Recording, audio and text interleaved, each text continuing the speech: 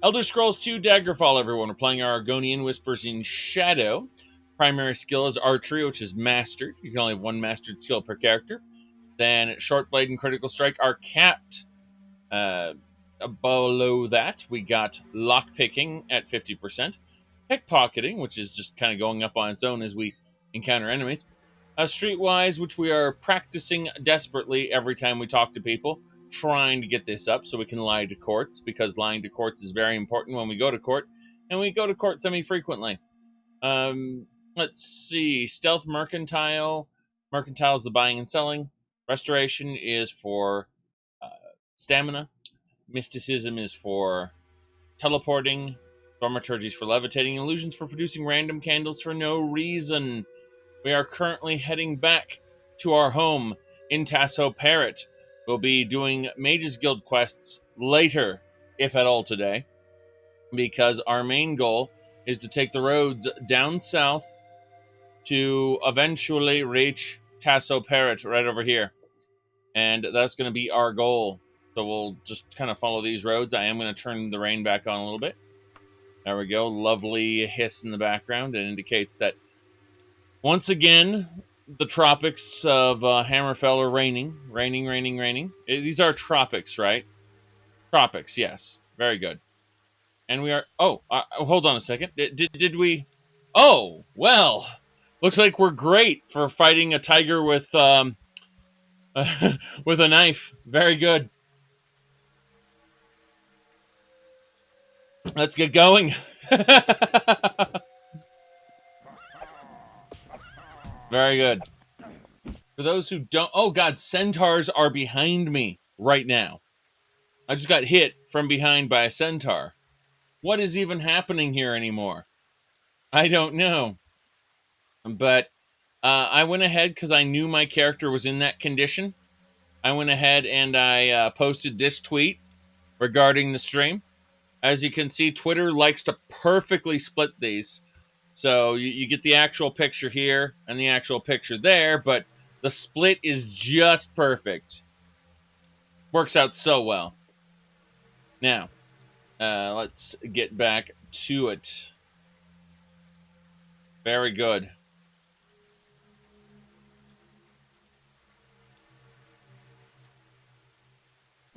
All right, centaurs. Centaurs and their pet tigers. I should have known. We're going to go hit them with the Dead Man's Sash. Will I ever do a new Morrowind playthrough? Yes, I've done Morrowind playthroughs before, but that got interrupted because I upgraded to a new version of OpenMW, switched computers, and between the two of them, something kind of screwed up the old playthrough. So I will have to eventually go through, clean everything up, get a loadout that's good for the new playthrough. Probably with a new set of mods, because the old survival mod wasn't working properly. And I hear they're working on some kind of weird new survival playthrough. Let's see. I think it was something like that. Oh, goodness. I'm trying to find the name of it. I remember it around here somewhere. Will I do an Oblivion playthrough? Yeah, whenever they get an open Oblivion or whatever. No. Maybe they do soon. Now, I may do an Oblivion playthrough at some point, but it's... how do I put this? After having the stability of Daggerfall Unity and OpenMW, I'm not really keen on going back to Bethesda's unstable pieces of shit. I mean, don't get me wrong, I enjoyed playing Oblivion, and I enjoyed playing Skyrim. But Bethesda's terrible at their engines by comparison to, community-made ones. So, yeah, it's super fun until it crashes, exactly. Like, can we get more stable gameplays? That's, that after 20 minutes... yes, exactly. I mean, let's strip away. It's a fun game. Okay, I like playing it, right?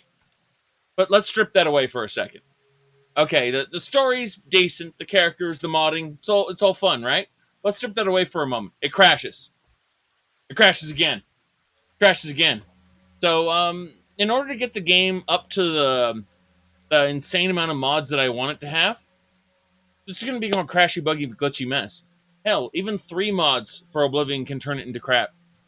Never crashed on the Xbox? Yes, but your Xbox reboots during loading screens. Todd Howard proved that in an interview. Todd Howard, Xbox reboots. Here we go. Yes. Morrowind completely rebooted your Xbox during some loading screens because the Xbox ran out of memory. That's exciting, right? Yeah. Besides, my goodness. Thomas, thank you for gifting that subscription. Yes. Your Xbox One never rebooted when playing it? No. It you're talking about your Xbox One, so you're emulating an Xbox, and the emulated Xbox is rebooting. That's what's happening. It's exciting. Basically, the emulated sandbox is rebooting instead because, remember, Xbox One can't actually run old Xbox games. It creates a little sandbox inside of the Xbox One where the old Xbox exists in software. And then it that little software sandbox is what reboots. Anyway, let's see here. I found it. I finds it. People are talking about it. This thing looks interesting. It's called Ashenfall. That's what people are talking about. The question is it an MWSE plugin or is it something that works with OpenMW? I'm interested now. Ashfall. There it is. Okay, let me see here. Yeah, people are talking about it, and I'm curious about this. So, yeah, I'm looking right now. Morrowind mod, and I don't see it. I see a GitHub profile, but I don't see the actual mod. I see someone. Okay, found it. Ashfall coming soon. What? Okay, so someone talks about how it's coming soon to the Nexus. Apparently, some people are. Yeah. So when we ask about like when I will do one, I suppose it would probably be when this here Ashfall actually comes out, which so far people like PC Gamer talks about it, other people talk about it. There's a trailer there, and there's more details Ashfall on Reddit, which again is coming soon. So until this is basically ready, I'm just going to shrug and say I don't want to start a Morrowind playthrough only in order to have it just kind of stop, because I decided I wanted to play different mods. So the answer, Ashfall is like Frostfall. It's like I Need, it's a basic needs mod for Morrowind. Unfortunately, the basic needs mods for Morrowind have been garbage up until now. Completely trash. So I'm interested to see where that can go and if it'll be useful. Yes. But no, all of the earlier needs mods were really, really bad. So let me see here. My point is, yes, there's check a couple more things. Ah, yes.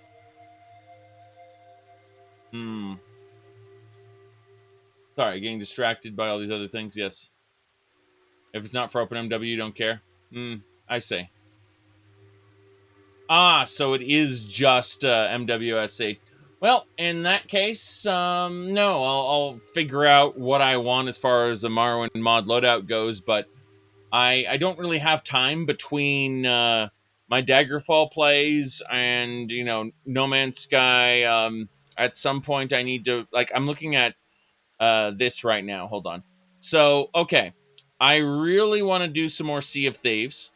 I really want to eventually do Fallout 4 again.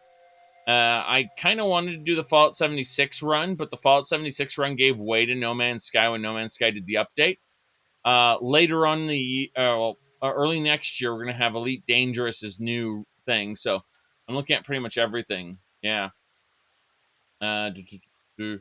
My point is, I'm looking at all these different games, and I'm like, I can't. Sorry, Skyrim is currently off the table until they do something like a uh,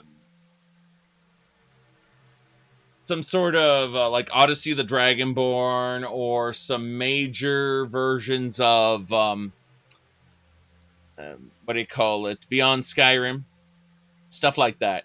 Those are the things that would bring me back to Skyrim. But currently, Skyrim's off the table because Oblivion is so glitchy. Unless I want to put myself through hell, which I eventually will again, I'll feel like it. Oblivion's off the table because after about what 3 or 4 sessions, it starts crashing, and that's exciting, right? Yeah. It's like, well, every 3 or 4 hours it will just crash. You just have to restart it. But I don't want to. You play Legacy of the Dragonborn? Yes. And Odyssey of the Dragonborn will be the sequel to Legacy. It will plug into Legacy and continue it, which is why I mentioned that. Now, let's see. What else? Again, Morrowind is something where I've been waiting for some major mods to come out. I've been looking at OpenMW modding, and I'm like, when are you getting the script extender support? The Lua mods, whatever. Like, I because I don't like even with the Morrowind code patch, regular Morrowind is just not good enough. I need that custom engine, and that's what OpenMW gives me. Plus, let me see here. The Beyond Skyrim serial will be probably done in mid 2023. Exactly. Yeah. All right. Let me see here. Um. Yeah. Well, what I'm trying to get at is there are a lot of Bethesda and Elder Scrolls and stuff. I'm just like, I'm currently in a state where I'm only going to be playing Morrowind and Daggerfall at the moment because of Daggerfall Unity and OpenMW. Uh, I want to get into Fallout 4 again. Fallout 4 is a lot more stable than Skyrim. I have no idea how. I only really want to run Horizon Survival and nothing else. So, yeah, I mean, as far as extra mods go, like there isn't too much I need to add to Fallout 4. I don't know. Ooh, let's see. You say Morrowind is the best no cap, but there are caps. What are you talking about? All right. Ooh, what do you mean? How do I cut out my camera on the corner? My camera exists behind the game and behind a black layer because, you know. Will I play Open TS Arena? Of course. Of course I'll play Open TS Arena. Hold on, I have to see what the hell's going on here. One thing after another after another. Let me see here. Well, I definitely can't get involved with that. All right, let's see. You said your only issue with Skyrim is you only have fun playing an archer. I can have fun playing pretty much anything in Skyrim, but it's just that I have as much fun playing any other Elder Scrolls game, and I played a lot of Skyrim, so I'm kind of waiting for mods to catch up. I basically hit my limit on practical things I can do in Skyrim without getting bored. And mods rejuvenate that, open it up, give it more options. Unfortunately, the big ones, the ones that will make it worth my time to reinstall Skyrim, those are, a year or two out. And then Elder Scrolls 6 is, maybe 4 to 6 years out. 4 to 7 years out. Something like that. So, yeah. And again, like, I will eventually reinstall Oblivion and install, a handful of mods, maybe 2 or 3. And then, we'll do maybe 3 or 4 streams. And on the 3rd or 4th stream, it'll start crashing and I'll lose my interest in playing it again.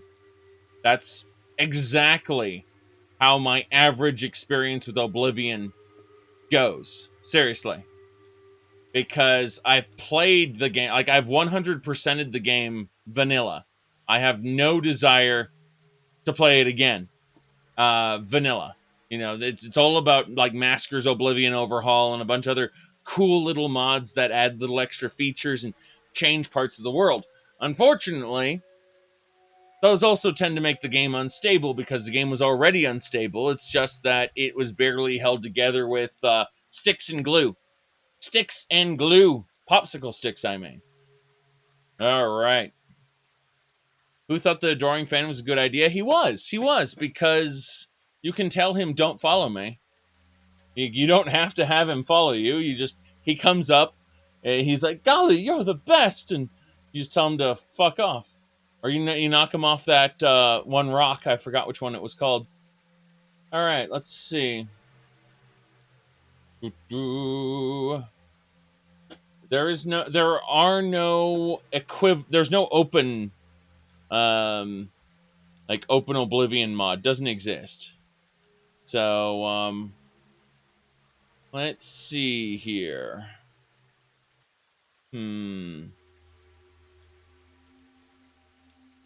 Ooh, do I like Elite Dangerous? Yes. Yes, I do. I'm just waiting. I don't want to burn out on it. I'm playing it casually. Like, every few days / week and a half, I'll hop in.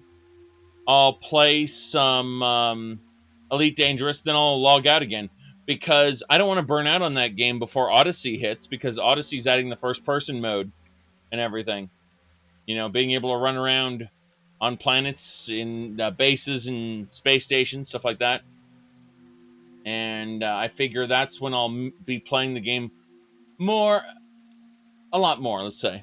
So what I'm trying to say is that time is finite. We're wasting it right now, but hey, I'm talking to you guys, so is it really wasted? Probably not. Anyway, time is finite, so I could spend it playing Daggerfall, Morrowind, Oblivion, Skyrim, Fallout 3, Fallout New Vegas, Fallout 4, Fallout 76, Elder Scrolls Online. I could spend it playing any of those games. But right here and now, while we're talking, I want to play some Daggerfall. So let's get going. I say as I hit the pin button to cut this out. There we go. Well, we have to fight all the centaurs and tigers. Oh, crap. Okay, I forgot that they were there. I got so caught up in talking that I forgot they were there. Toxic Cloud. Let's do it. That didn't work. Let's try again. Toxic Cloud. All right, we killed 2 centaurs right off the bat. I think we can take care of them this way. Yes. All right. You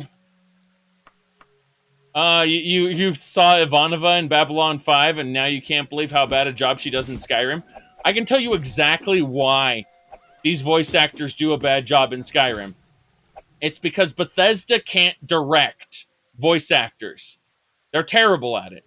And when they do, they have no talent at splitting out bad voice samples from good ones.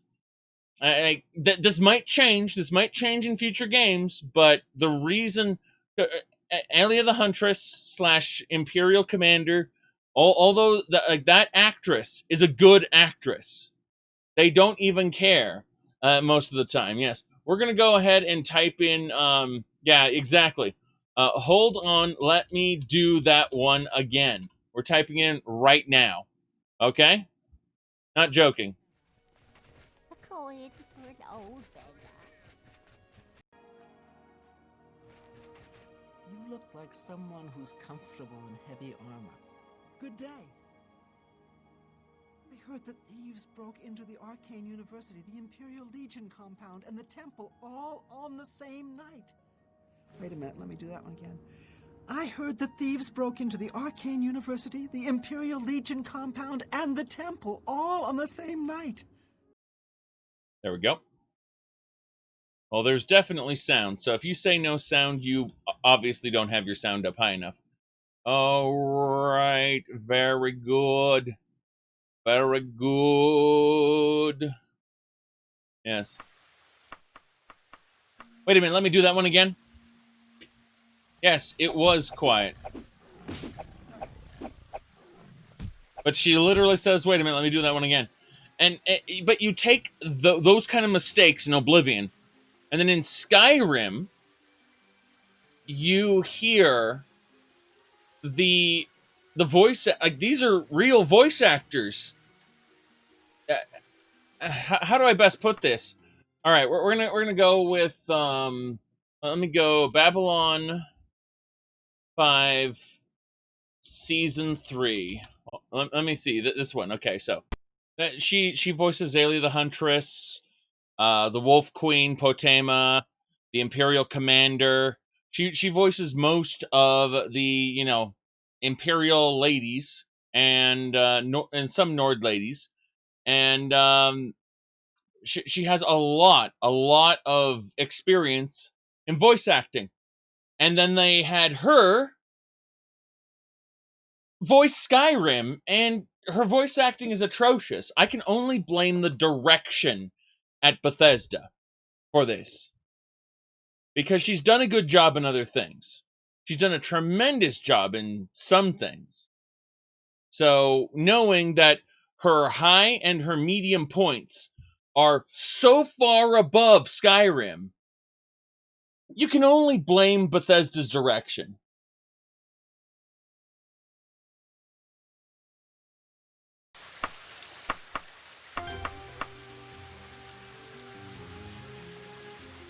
All right, let's go.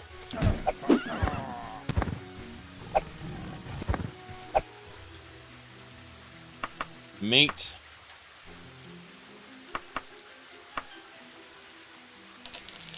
Very good. Let's eat the damn apple. Moldy apple. Very good. Where's your armor? I don't know. We didn't put it on. Is it hot? It might be. Let's equip everything and see what happens. Hopefully we don't overheat or freeze to death. Alright. Let's continue south. This way.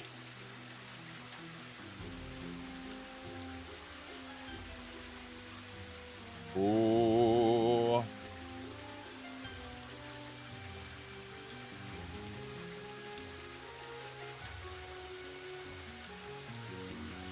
Yes. Good enough.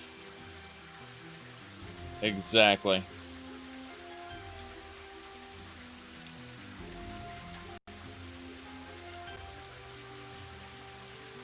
A person relaxed in the grass. Skill is an important, stealth is an important skill for us hunters. Really? You're sitting in the grass. There's a bear here. Okay.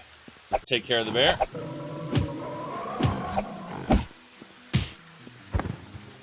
Very good. Well, being like the Emperor tonight. Well, if they're paying these people guild rates, which, they would be paying her guild rates, they basically have her for the whole day. They could have easily done retakes and multiple takes.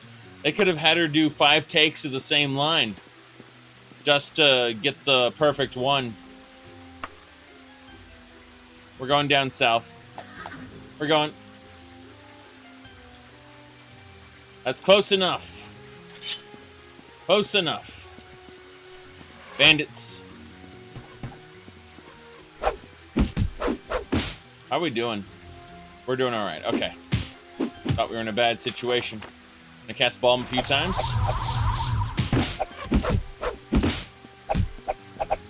You think my... you think the counsel my father gives is his... or you think the count... Goddamn. I cannot get this right. See, I would be a terrible voice actor. I'm trying to copy her way of speaking in Skyrim. You think the counsel my father gives is his alone? Let's just say the advisor has an advisor.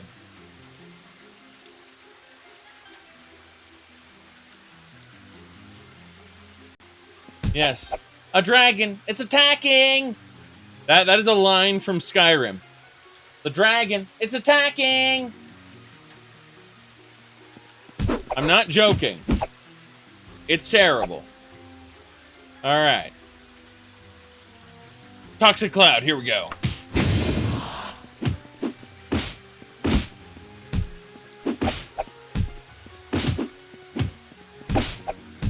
There's a nymph! There's a nymph there! Behind you! No, no, no, no, no, no, no, no, no, no, no, no, no, no, no, no, no, no.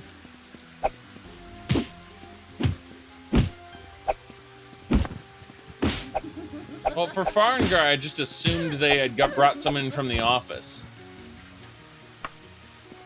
Like, from the Bethesda office, I just assumed they picked a programmer or someone to do Farengar.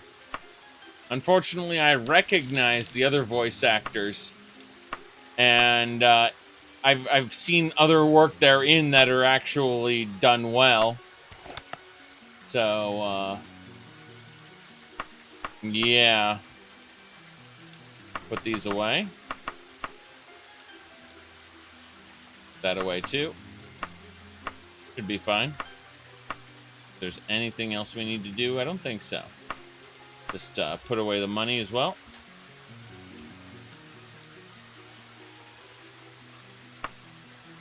What about the literal line words of "Aye"? Yes, it's true. The literal line reads of "Aye."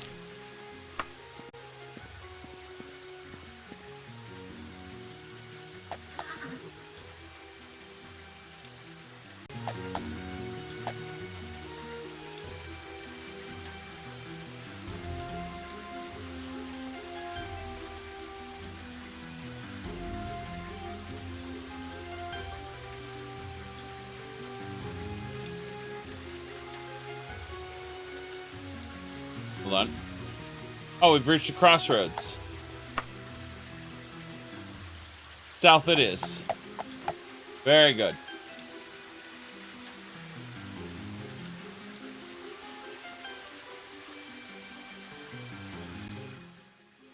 Don't know how all that works. Don't really care.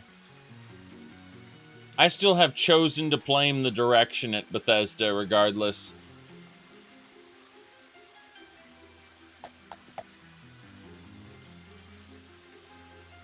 I mean, ESO has done much better voice acting, and that bothers me a lot because they have put less effort into the quests and writing at times. And so, despite very often the writing being worse, the voice acting is of higher quality. Meaning we bring different people in, people who might be more competent, we might have better direction. So, things are not equal between Bethesda Game Studios and ZeniMax Online Studios, despite them sharing a lot of resources. Alright, we are going down south some more, I believe. Yes, further south.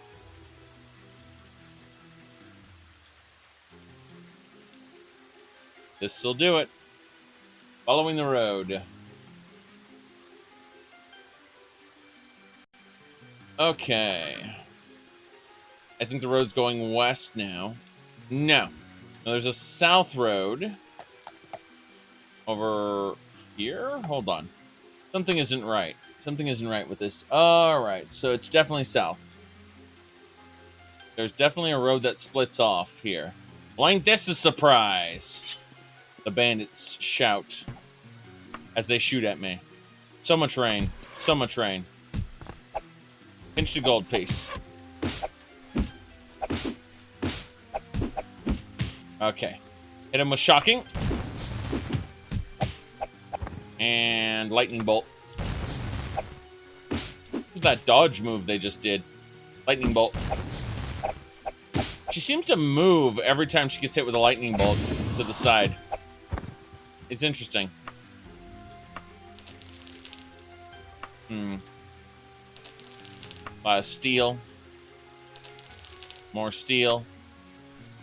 Can ignore all that and go.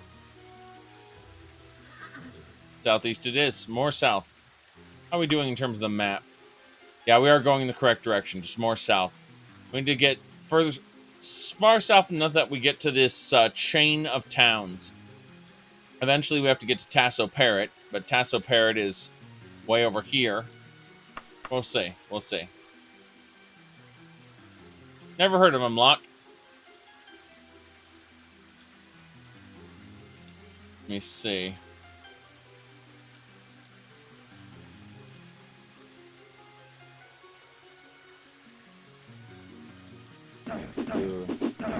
Ah, you're talking about that. Okay, I found the character you're talking about. I see the character you're talking about. I confused him with someone else. Oh God, he did a bad job in Fallout. Wow. Well.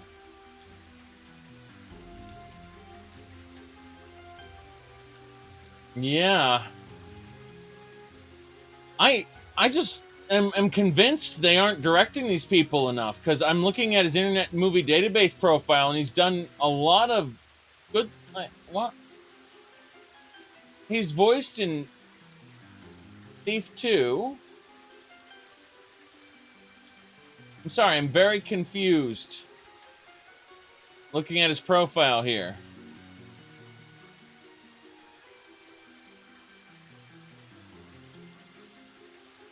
Yeah, I mean, he's voiced in Thief. He's voiced in Prey, Dishonored 2, Dota 2. And all of those... hell! He was even... he did Shadows of Underentide. System Shock 2. No, he's just not getting the direction he needs at Bethesda. And I'm talking about Bethesda Game Studios. Oh, goodness. My goodness. Mercer Frey and Oblivion, eh? That's a thing that totally happened.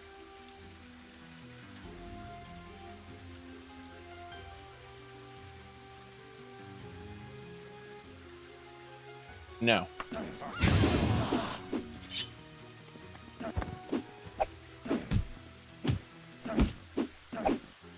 Got it. Ooh. Oh, okay. Well, if it comes down to that many characters with the same voice, I actually don't mind, personally.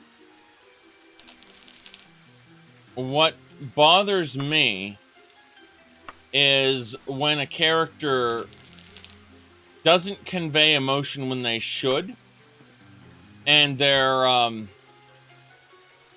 performance feels hollow as a result. We will stand at your backs and fight alongside you. We are members of the Companions. Let me see here.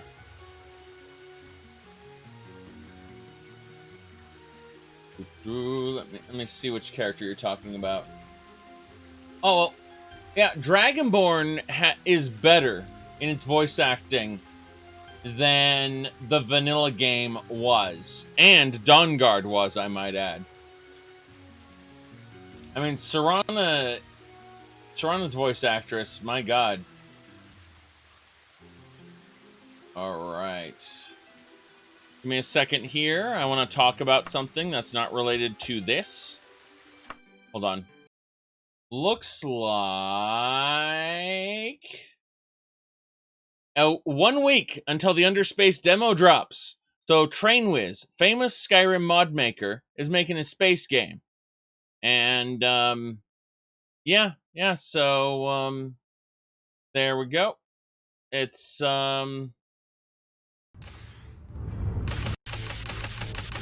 yep, that's his freelancer, totally not freelancer clone. Totally not freelancer clone. Promise.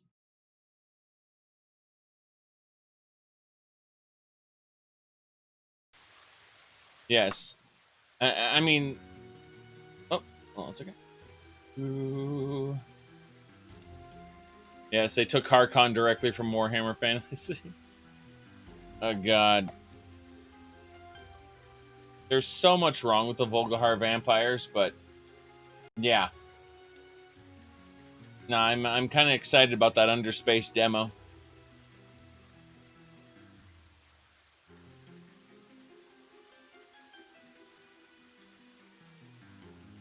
Yeah, but Nick Valentine got really bad direction as well.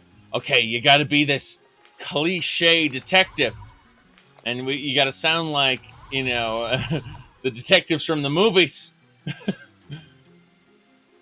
And that was off-putting to me, having a robot that sounded that way. But a lot of Fallout 4, I admit, wasn't due to quality in the talent.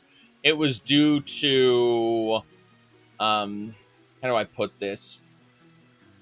It was due to them only have a real surface level on the themes they're trying to explore. I think that's what really bugs me about Fallout 4. That said, I can ignore Fallout 4 when it comes to when it comes to the gameplay, because the gameplay in Fallout 4 has been fun. Like, I enjoy it. It's a sandbox first-person shooter. There's a lot you can do with it. Dima? Yes.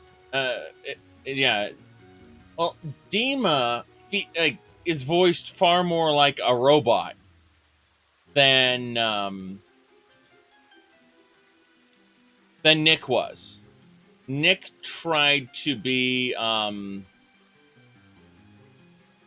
I'm trying to explain this. Nick tried to be very cliche movie detective, and it didn't work. Yeah, Count of Skingrad was a good he did a good job in Fallout, not Fallout, goddammit, Oblivion. In Oblivion. Damn, I'm getting distracted because apparently there's bread available. Yes. Yes. You come at the wrong time. Sadly, you'll be paying with your blood. Here we go.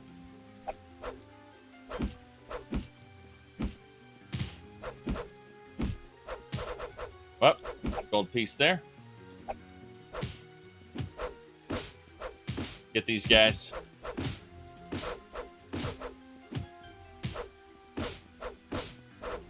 I just... again, I recommend, not with any DLCs or anything. Forget anything you know about the DLCs and just look at Witcher 3. Go to the White Orchard, starting area, and go talk to, as a part of the quest, follow the steps of the quest pretty meticulously, and go talk to the hunter who saw the griffin or whatever the hell it was. Talk to the hunter, interrogate him, right, about his past. There is a great line in there where you can get the guy to admit, I'm a monster. The hunter will say, I'm a monster. And Geralt will immediately assume lycanthropy. Well, I have some experience with curing that. And he goes, no. And then he goes into his history where he basically had a relationship with a noble's son who ended up, a gay relationship, that ended up causing the noble house to fall. You know, like everything kind of failed because of him. And you know, again, forget anything that happens in DLCs later. Just straight up the main quest to the beginning of The Witcher 3. This little hunter, like, and you could just skip all that, go fight the Griffin, and be done with it, and never talk to him again, and never know that that character had that much depth to him. And it was all voiced fairly well, too. You look at that, and you compare that to any of Skyrim's characters, and a lot of the problems I have isn't necessarily the voice acting quality, but that the voice actors didn't feel like they were living in the skin of the character quite like, say, a game like The Witcher 3 does very often. Or the characters actually feel like they live there as opposed to, I am reading a script. And I think the companions especially, as well as members of Balgruuf's household, all seem like they are reading a script. And I think that it's not just due to them having to voice so many characters. I think a lot of it is due to the structure of it, because one of the voice actresses said they were given a list of voice lines in order of file name and told to voice them.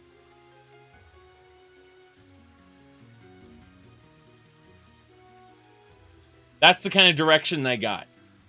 According to one of the voice actors, anyway. Voice actress, sorry.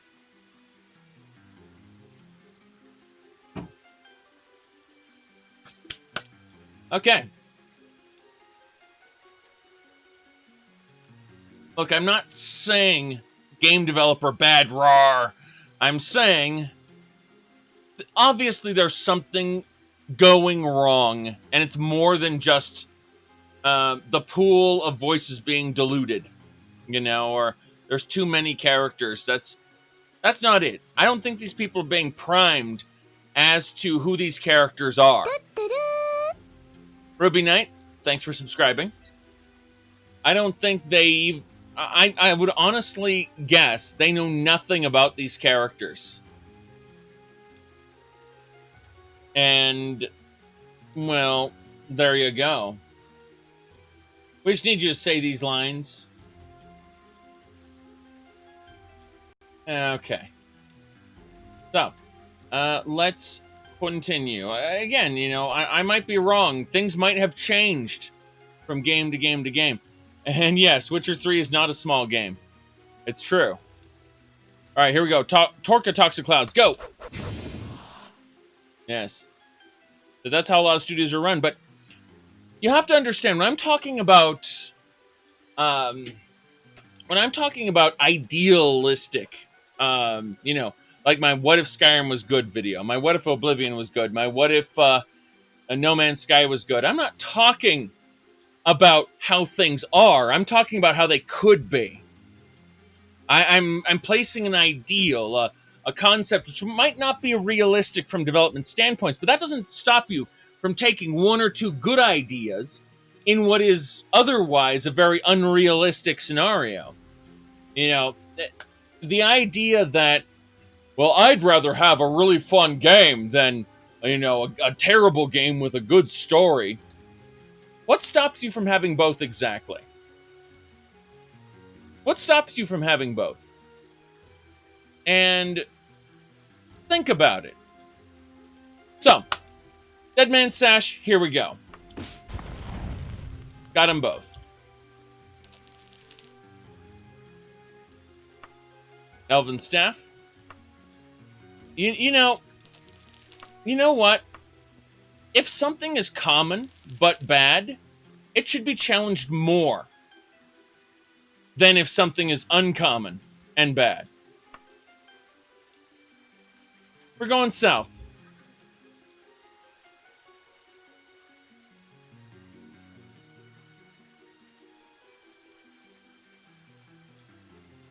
All right.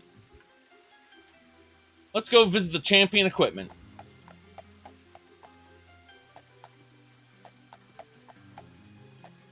Yeah, if something is common and bad, it should be challenged more than if something is uncommon and bad. That's what I mean. All right, we're going to have a chat with this guy. We're going to go and grab some wheat beer. And then we're going to have some jambalaya. We're going to continue our journey. Yes.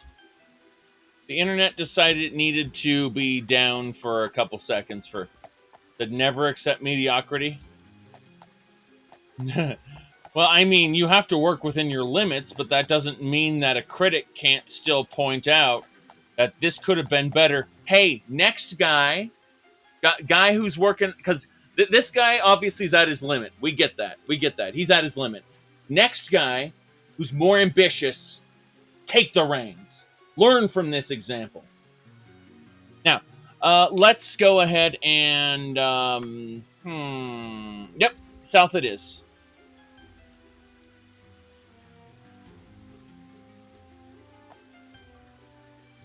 We're going to follow the road going east. Up, enemies. Giants! Giants! Bears!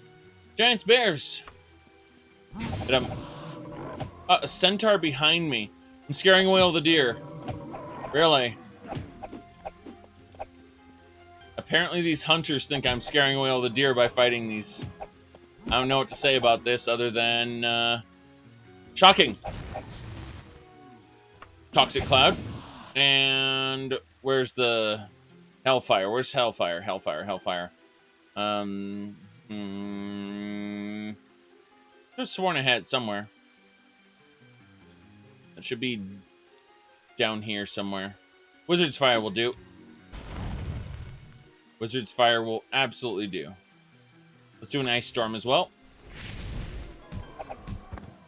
Good. They're wounded enough. Or I can take them down without too much trouble. Mostly I'm using the spells to soften them up. Be able to get my dagger slashes in without having to sit in front of it for, you know, a minute and a half. Meaner Monsters mod is definitely making things, yep. Drew, you kind of accepted that AAA gave up on anything besides trying to be movies around 2002. So criticizing them for their games is moot. You said you have to play The Witcher. Okay, I don't like The Witcher 1. You'll get people in the chat here will say The Witcher 1 is fine. I argue that every game developer should be forced to play The Witcher 1 as an example of how never to make your combat system. That said, on the reverse side, I praise The Witcher 3 as being one of the best games I ever played. That is improvement. Now, yes, they went from having a good PC user interface to having a consoleized one. That's unfortunate, but you take trade-offs when you have to. Ooh. Correct. They're not after my... I was going to say that when they streamlined stuff in Oblivion and they further streamlined stuff in Skyrim, I figured out really quick they weren't after my money. Like, they were completely after other people there. Oh my goodness. They are looking to expand their audience to the biggest possible one to get the maximum amount of money, to get the maximum amount of people playing their game. I accepted that. At the same time, I find things that are fun about Skyrim, similar to how I think there are fun things about Saints Row 4. I really enjoy Saints Row 4, but not for the same reasons that I enjoy, say, what's called Elder Scrolls 2. My goodness. Let me see here. That's east. East is the way I have to go. Mm-hmm.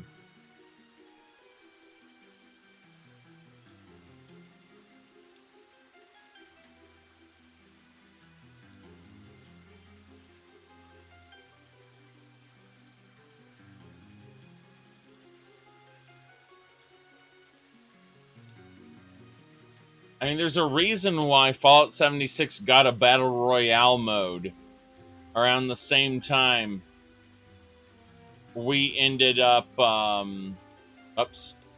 Hold on a second. Checking the trees. Nah, not gonna worry about that. I got distracted. God damn it. Okay. The deer near here. There's a bear behind you. Gotta kill him. Kill the deer. Kill the bear. I mean, God. Yes. Really. Take it. Yeah, it's have the bear. Let's feed my family for a week. Yeah. Gotta love that. All right, so I was gonna say was well, no, I've completely lost it at this point. Damn. Someone was mentioning the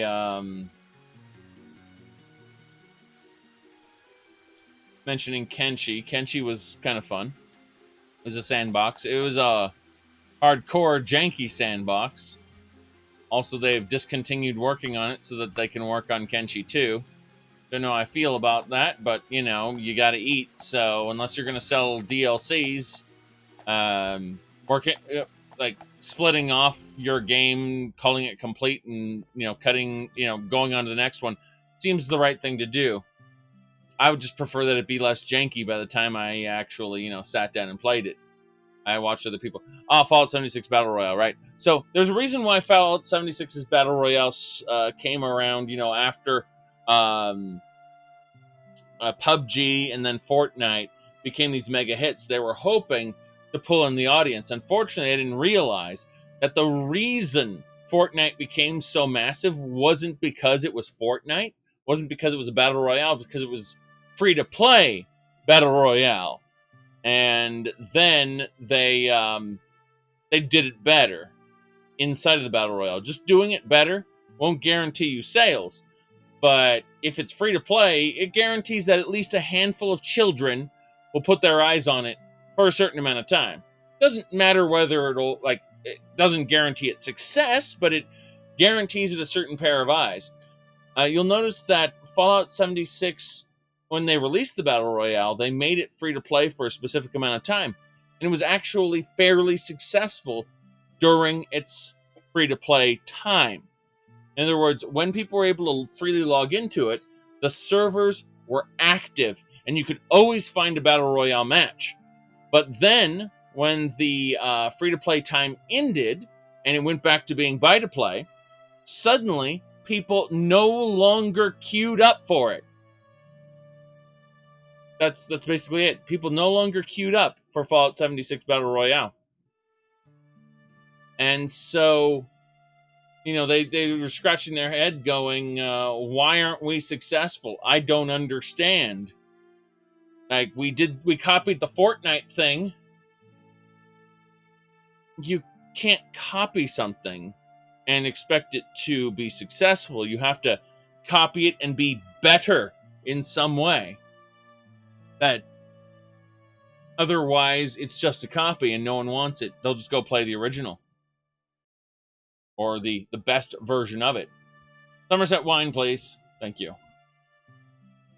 All right, we grabbed our Somerset wine. It is currently, it's not that late. We'll go check out one of the stores around town, I think.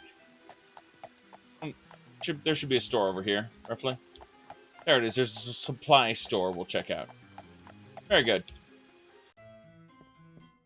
What do we got in terms of items? We got a bandage. Very good. We buy these bandages in order to hopefully at some point raise our mercantile skill some more. It's at 72, which is a lot better than most of our skills. There we go. We didn't get too much, but we're going to sell all the meat here now. See, that's the real reason I wanted to come here before I went to sleep, is I wanted to make sure all these perishable foods got sold, so that when I chose to sleep, I don't have all these rotten meats in my inventory. That should do it. Yep, 86 gold there.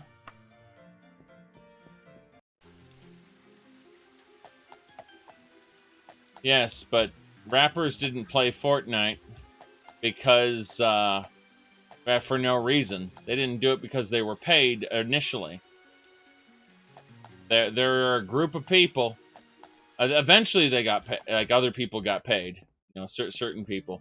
But there are several major celebrities and people who got it because it was just a free-to-play game to waste their time. People said it was good. So there was no investment whatsoever. Just download it on your cell phone. Okay, they tried it. They went, oh, well, this is nice. They talked about it. All their followers went, oh, I have to try that too. You know, that's not really what caused Fortnite to be successful in the first place. It was successful long before that. If anything, the celebrities who hopped onto it for fun, not the ones who were paid to play it, because that was later, but the ones who hopped on it for fun were the end of the first wave of people picking up the game. You said another big problem with Fallout 76 Battle Royale is no anti-cheat. That wasn't a consideration. Like, that is a consideration now, right?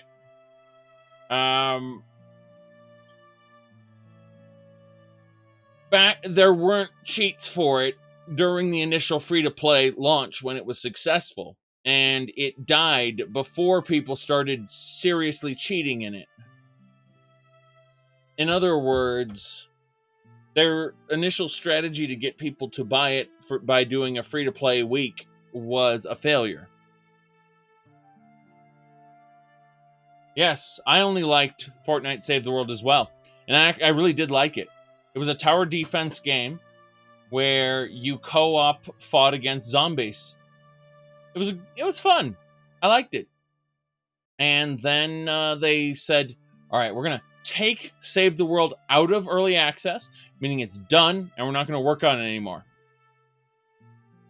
And all of our efforts are going to go into the free-to-play version. That's what we're doing now.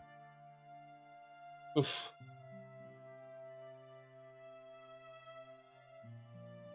That Fallout 76 is bizarre combat because it's the thing people want. Skyrim says Fallout with your friends, but then stripped of everything that makes the base game the base game. Yeah, I mean, at the end of the day, it's more Rust than it is Fallout. It's got the Fallout theme, but it's obviously a game of Rust. I mean, I've got my Vault Duck. I've got my other... I love Fallout branded stuff. And that's why I've got all my bobbleheads in my lunchbox. Oh, by the way, say hello to Ulfric Stormquack. Yes, Ulfric Stormquack. He arrived yesterday evening. Yes. Ulfric Stormquack. He's even got the scars and everything. Yeah. Someone bought this on Amazon and had it sent to me. It was sent to me via Amazon. Ulfric Stormquack.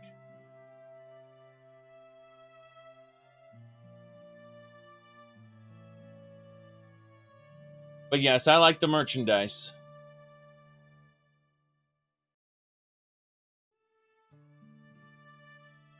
Let's see. Yep. How do you explain that the community of Bethesda still has hope? What do you mean how the... I mean, I'm looking at the next Elder Scrolls game, 4 to 6 years from now. Because they haven't started working on it yet, despite what anyone says. I'm looking toward it, and I'm going to see, another Skyrim-like / Fallout 4-like action sandbox game. And you know what? I'll play it. Seriously. I'll probably even like it. Will I play it for thousands of hours like I did earlier games? Probably not. But when the average game runs from 30 to 60 hours, is a mega hit like Morrowind, Oblivion, and Skyrim really even... I don't know. I'm looking at the amount of sheer playtime that people put into it. And I think I will probably have enough fun with it. It won't be what I want from the Elder Scrolls, I'm almost certain. But when you're talking about the hope of regaining what they loved at the time, Not going to happen. Absolutely not going to happen. However, if they loved Skyrim, they're probably going to get more, maybe even a little more streamlined Skyrim with probably better graphics. And you know what? That's good enough for me in a AAA release. I think that's okay. Most of the fan base has probably only played Skyrim, correct, in its 4 or 5 different iterations. Let's go ahead and throw this up here. There we go.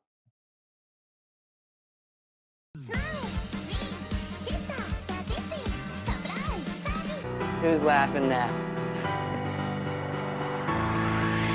Who's laughing now? Who's laughing now? Go back to the chess club. Who's laughing now? Who's laughing now? Yes, I was in the chess club. Who's laughing now? Who's laughing now? I'm gonna make a video game. Who's laughing now? Who's laughing now? My point is that we're not going to get another RPG. We're going to get another action sandbox, an action fantasy sandbox game. And I'll enjoy it. But I've come to terms with the fact that unless it's from another studio, we're never going to get another Daggerfall Morrowind again. That's basically it. As for Oblivions, I mean, between Two Worlds and, let's see, Two Worlds 2 and Kingdoms of Amalur, we do have Oblivion-like games that exist. It's just they don't have brand name recognition, and they do differ a little bit in order to stay legally distinct. And then they have their own ideas that they throw on top, of course. But let's see here. 1, 2, 3, 4. Sorry, I have a bunch of stuff I'm poking at off screen. All right, let's have a chit chat with this man here. We're gonna get a room for the night. Room is free for a night such as you. Yes. Very good, very good. You don't understand why they couldn't have at least stuck to the OG lore, because lore isn't important. We established this back when they did an interview with Emil, and Emil asked Todd, can I change the lore for the Dark Brotherhood? And Todd Howard gave him a dismissive gesture. And so he did.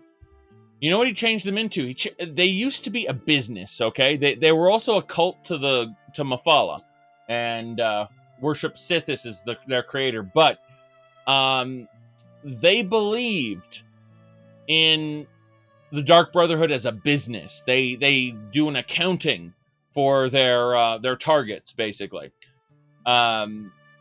It was a completely different approach. Well, Emil has this kind of thing where he latches on to a really low quality understanding of Christianity, specifically Catholicism, and the result is that we got a Dark Brotherhood where the speaker is basically the Pope, the Night Mother is Jesus, Sithis is God, and then we have the Black Hand, which are the Cardinals, and then, it goes down from there.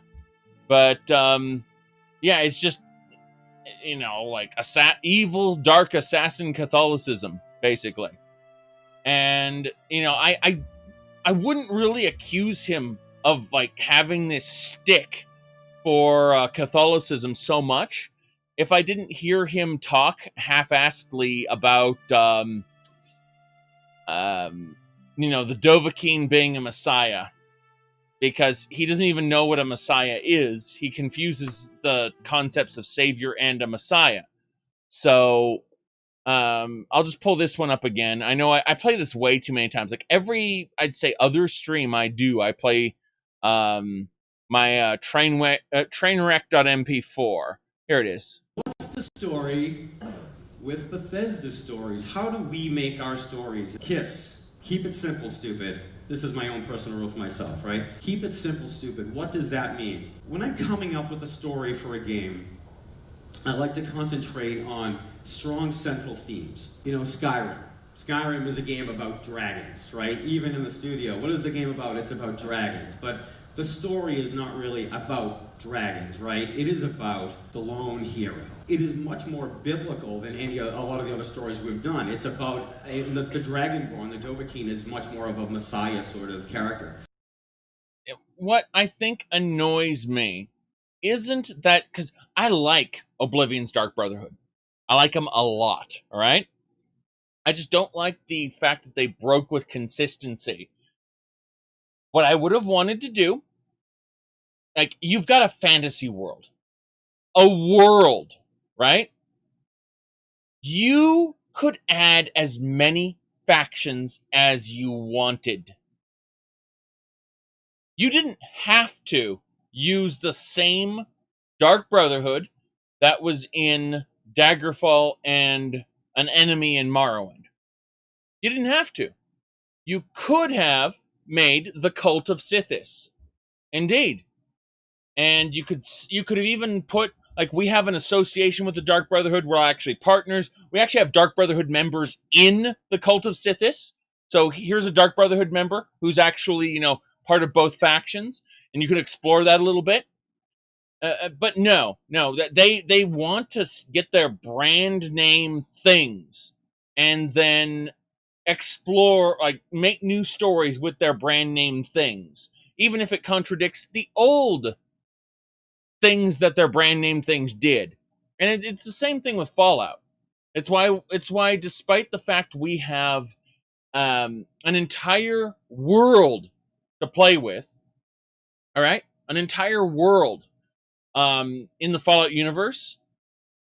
On the East Coast, we have the same scorpions, which you'd expect to see in California, but in Washington, D.C., scorpions?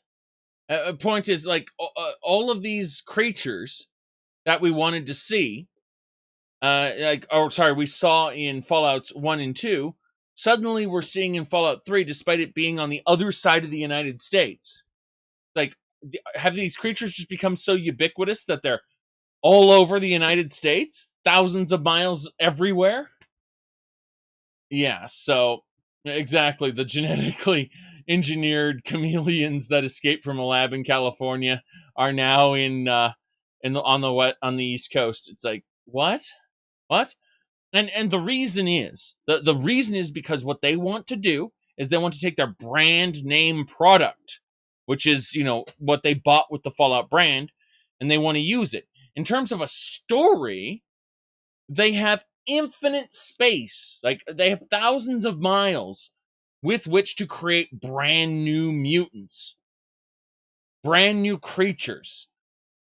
They didn't have to use the old super mutants. They could have had a new breed of different creatures that, but no, they had to reuse super mutants because the super mutant master and his legions, that was a really big plot point of the main game. It's an iconization, yeah, pretty much. So they want to take those branded concepts of Fallout and resell them over and over and over, because people love their member berries. Remember that? Remember the Millennium Falcon? Remember the TIE fighters? Remember the Imperial probe droids? Remember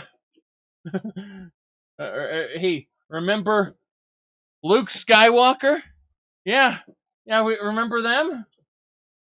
Well, we'll sell you them. We'll package them and we'll sell you them in our new game. Who gives a shit about the story? We'll make up the story after the fact and we'll make it make sense, okay? Except they didn't really make it make sense. They told their own stories and only made a halfway decent effort at making it make sense. Yes. So, that's what I'm getting at, is I love the games. No, I'm serious. I love Oblivion and Skyrim. Absolutely. Fallout 3, New Vegas, Fallout 4, love them. All of them. But there's definitely room to criticize. Definitely room to criticize. All right. let's go ahead and apparently there was a fuzzball in the room. Hey, hold on a second. Okay, what we do is we shake the container. We shake the container. The fuzzball is aware of the shaking of the container. Okay, so what we do is we pick up the fuzzball, and then we put the fuzzball over here. Once the fuzzball has been moved, we then take the container, and we drop the one piece of food. The fuzzball has begun attacking the piece of food. This container holds the pieces of food. Hey. Hey. Yeah. That's right. There you go. Can't have a lot of this, you know. You're fed by your owners already. All of these pieces of food I'm giving you are extra. They're extra from what your owners give you. Meaning that you have to earn it.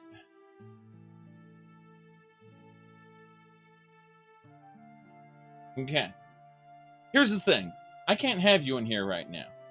Now, you haven't discovered the stuff from behind the screen over here. But once you do, it's going to be chaos for me. Meaning, you cannot be allowed to stay in here. I'm going to have to pick you up. Yes, I'm going to have to pick you up and take you out. Oof. He immediately knocked something over. Say goodbye. He did not like that. All right, we're taking him away.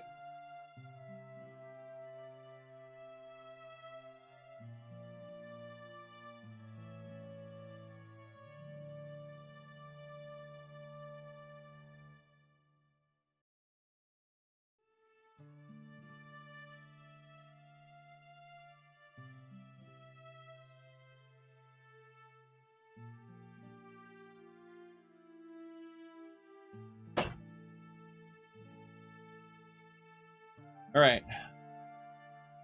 He didn't discover what was behind the screen, so everything is safe. Let's see. Ah, yes.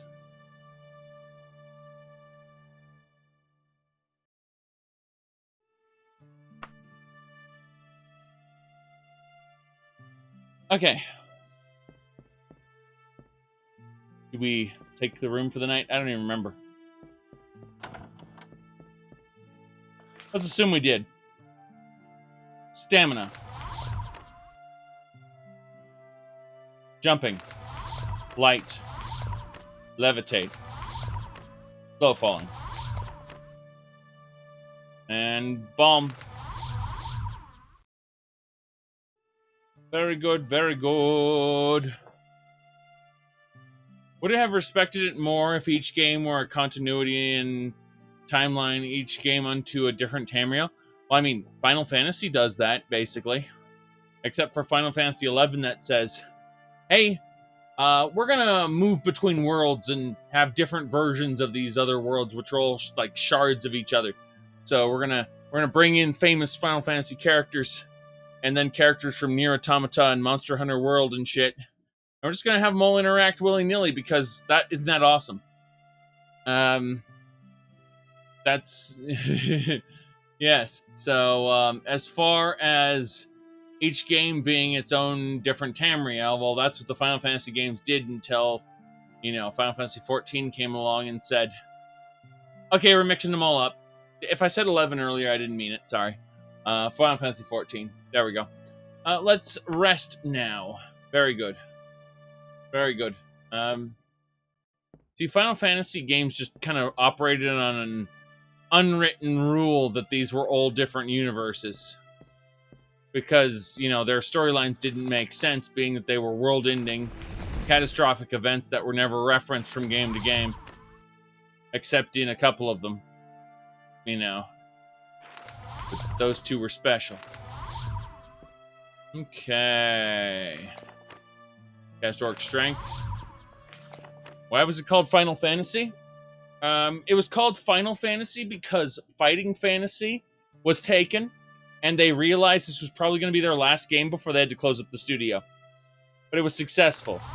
They made sequels.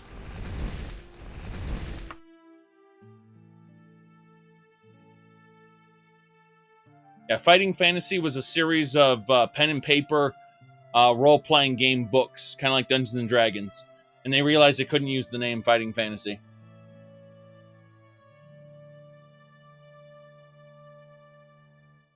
All right. Ooh.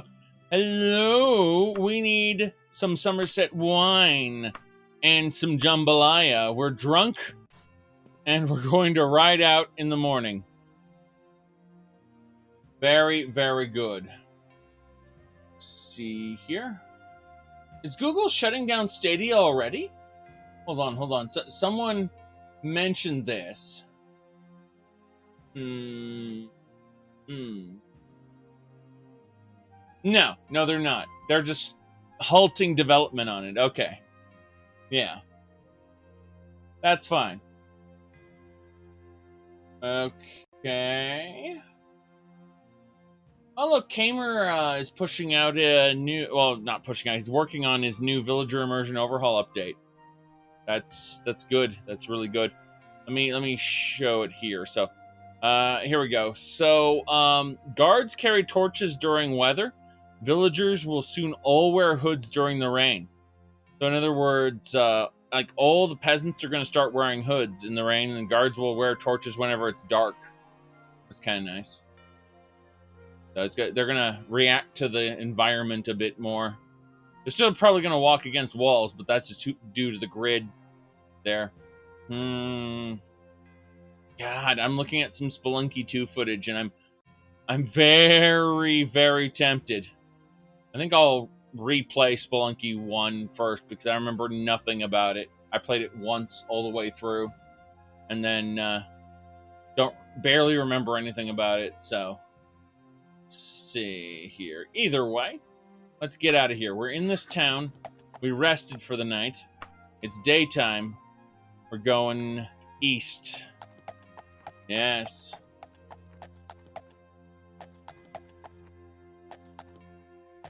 Well, Villager Immersion Overhaul isn't ready for the preview version. So if you're using the preview version of Daggerfall Unity, then you have a mismatch between the current version of it's just not gonna work. It's broken in certain respects, and that's unfortunate. But we're gonna get a really big version later. So I do know about the guard issue. I really do. I discovered it on the first day I switched to the new version. Oh boy.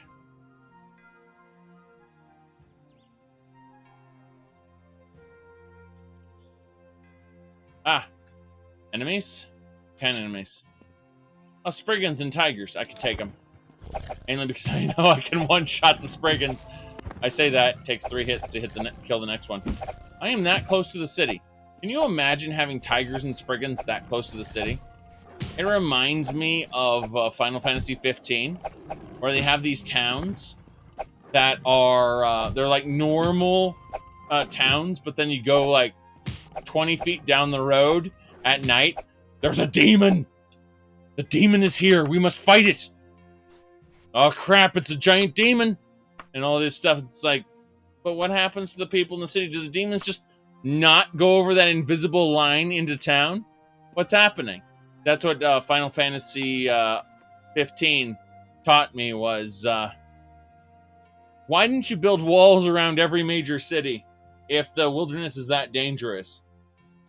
I'm okay for having this wilderness that's like overrun with monsters, and human empires have to, have platoons of soldiers escort supplies down the road and stuff.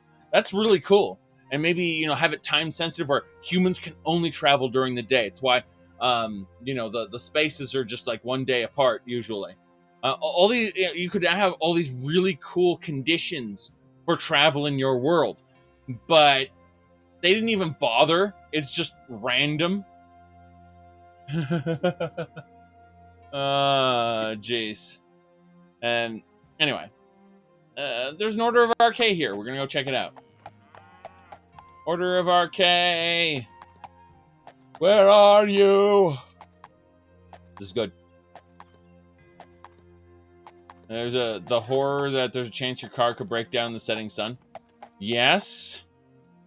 Absolutely.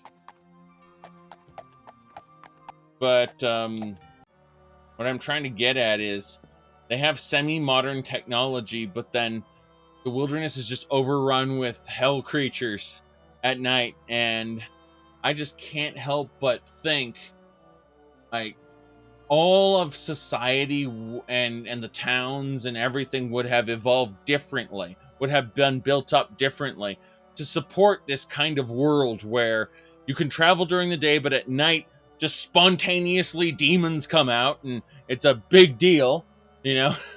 I feel like the towns would be fortified, and again, anything that needs to travel at night would have a military escort.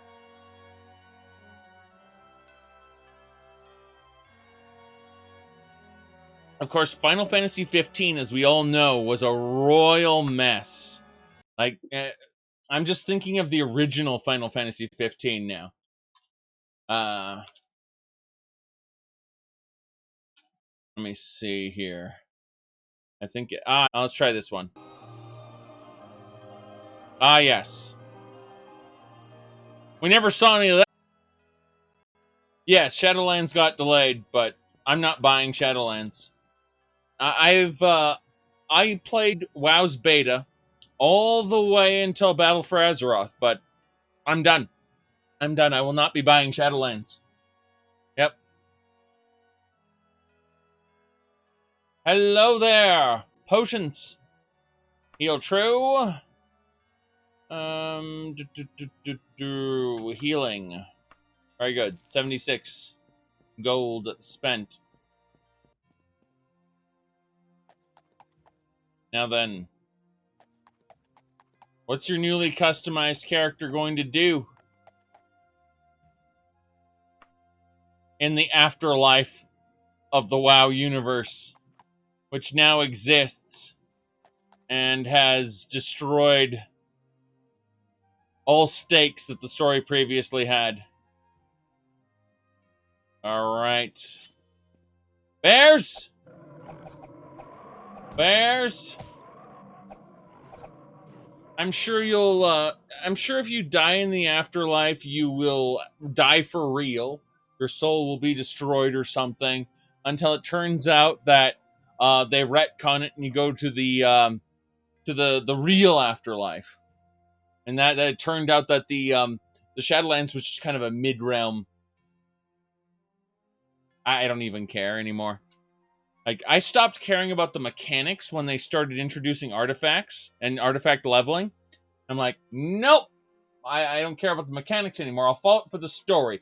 Battle for Azeroth killed my desire to follow it for the story. So, if I don't care about the mechanics, and I don't care about the story, I don't care about the game.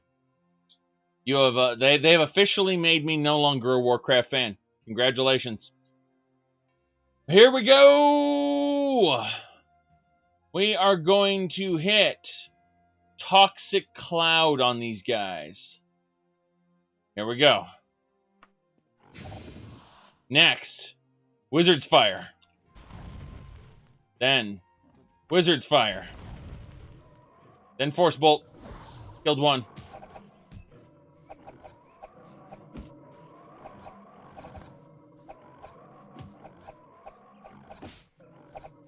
Okay. Dead Man's Sash. Let's go. 2 more to go. Grizzly Bear. Okay, now we must loot all the bears. All the bear meat is ours. Now we have some bat meat that will sell as bear meat, as a part of all this meat. And it might start the Thrassin Plague all over again. But who cares? Because we're going to make money. Isn't that what really matters? You're playing WoW Classic? Okay. No, I can see that. Me, personally, when I get back into MMOs, I'm going to be playing more Asheron's Call. That's just going to be my thing. I get it. there are, like, WoW Classic exists, but I looked at it and I said, you know what? I felt like World of Warcraft was the point at which MMOs more or less got ruined. And I don't really want to support WoW Classic because WoW Classic is the beginning of that ruining. I mean, it's better. It's better than what WoW became, mind you. But it's still the point at which MMOs started decline because MMO, what is it called? World of Warcraft is a heavily casualized version of EverQuest, unfortunately. And yeah. Let's see here. Well, we just got a bunch of travelers. I'm going to ignore them and continue to the next town.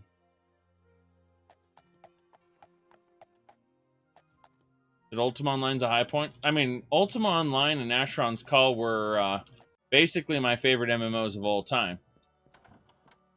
Hello! Buy potions. I don't remember anything about Ultima Online, but that's because I haven't played it in a long time. Alright, we got some decent potions here. Heal True, Healing, and Stamina. Very good. We just stop in at every Order of RK and pick up some stuff. Good.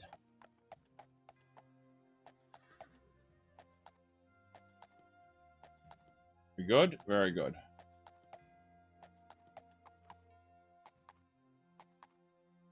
Yes, EverQuest is an MMO. It's not a single-player casual sandbox. Now, what's funny is Asheron's Call, 90% of that can be done solo. EverQuest to World of Warcraft is the point at which that kind of shifted. Goodness, let me see.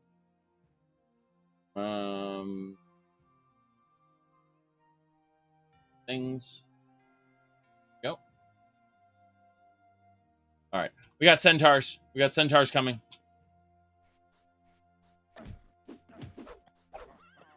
There's more. Oh, no, it's only three? Only three, okay. Well, then we'll use our Torque of Wizard's Fire and shoot. Yep, there we go. Got them both. Excellent. Nothing on that Centaur. Dwarven Daikaton and a Daedra's Heart. Very good. Ate the moldy meat directly off of the Centaur because I can. Bam. And let's continue. So our current journey is going to take us through these roads. I figure we'll get about here-ish, and then we'll cut directly down to Tasso Parrot. Pythinius is there. Tasso Parrot. So we're here. Tasso Parrot's over here. So again, here and there. It's good. Yeah. So there we go. We're going. It's many mods. You should type in mod list and then go to the web page. It's the top article. I wouldn't recommend this mod list, though. I'd recommend using one of the older mod lists instead, because this one uses bleeding edge mods that only work on the preview version. And if you use the preview version, well, you're going to be in for bugs that you won't get in the stable version. And there's a huge difference between the preview version and the stable version. Like, the stable version is obviously more stable. And stability is what most players want. There will always be a preview version and a stable version because there'll always be new features being added. But that's a whole nother matter. All right.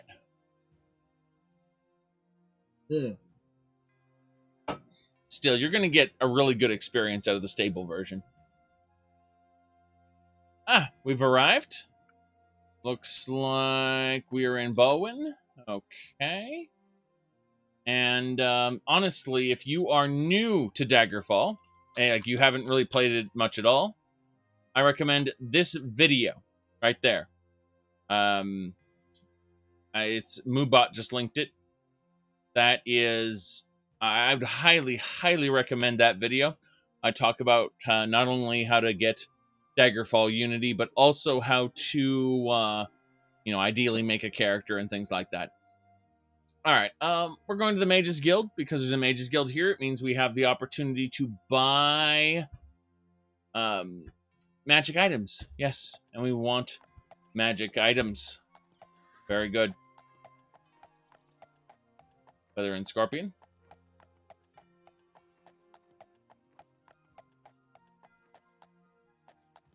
Yes. Not going into the Feather and Scorpion. There's the Mages Guild. Hello there. You are a spell seller. I have no desire to buy any spells at this time. You are a quest giver, which means Man on Bucket is the magic item seller. We are going to put on our Torque of Friendship, which makes us instantly their friend. Actually, it just increases our personality to 100 so that we can get things cheaper. And let's grab a Jade of Shocking.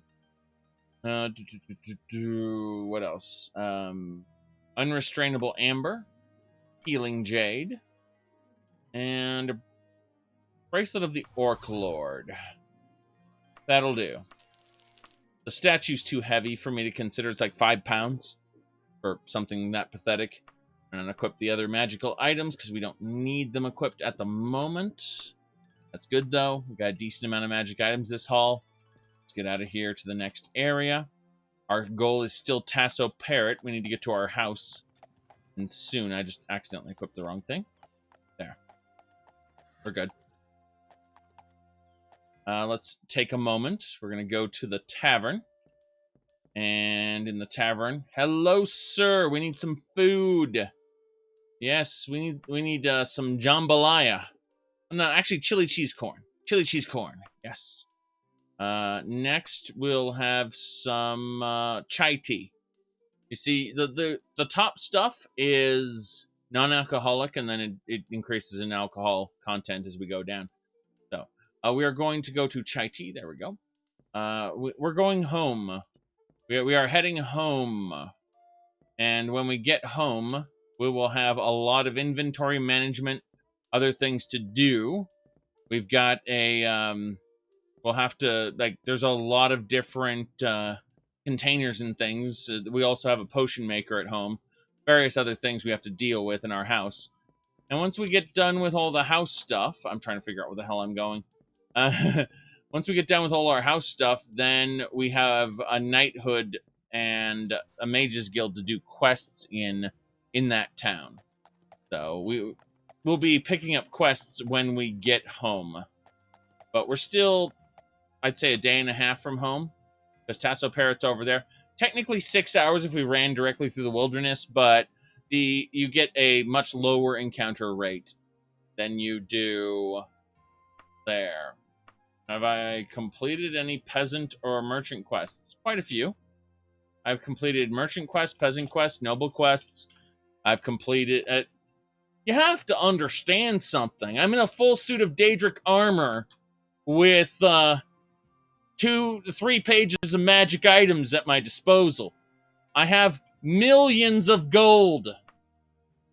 If you go on YouTube, there's like 40 episodes of this. And and then on top of that, I've got like, 10, 15 episodes I haven't put up yet? All right. Well, looks like marks on the ground suggest something's been through here. You get a feeling that whatever it isn't friendly. So proceed with... Okay, we're going to proceed with caution. We're going to try to skip the encounter, whatever it is. It looks like we did. We skipped the encounter. Good. We can keep going. Whew. I was afraid we'd get attacked by a group of bandits again. The worst thing about bandits is they have a tendency to use poison, and poison is bad. Poison can kill... you'll go down a road, and once you finish going down the road, the poison stacks will all catch up with you, and you'll die instantly, because it turns out, oh, you didn't actually check to see if you were poisoned before you made, 4 hours pass. Whoopsie! Alright, looks like we can either take this road or we can cut directly across. You know what? We're going to cut directly across to Curatus. Yes, that's 4 hours away. Well, we don't want to run into the wall. That's dumb. So we're going to take the road through the town, or around the town. Yes, around the town. Very good. And from here, we can cut through the wilderness. So, now, unfortunately, we do not get the 95% encounter avoidance that we get on the roads. which means we're going to have a lot of stuff going on here, a lot of different encounters as we cut through the wilderness. It's fine. Argonians can hold their breath twice as long. Yes. Argonians can hold their breath twice as long. That's the special power accorded them by their racial. All right. Use that orange. Good.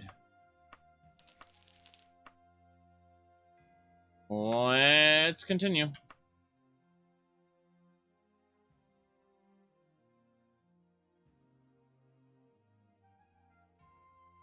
Very good. One or two more things while we're traveling.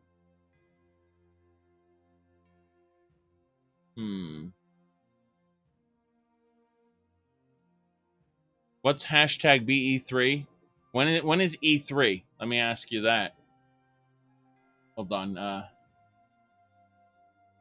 Hold on. Let me bring up the the best shit ever. Here we go.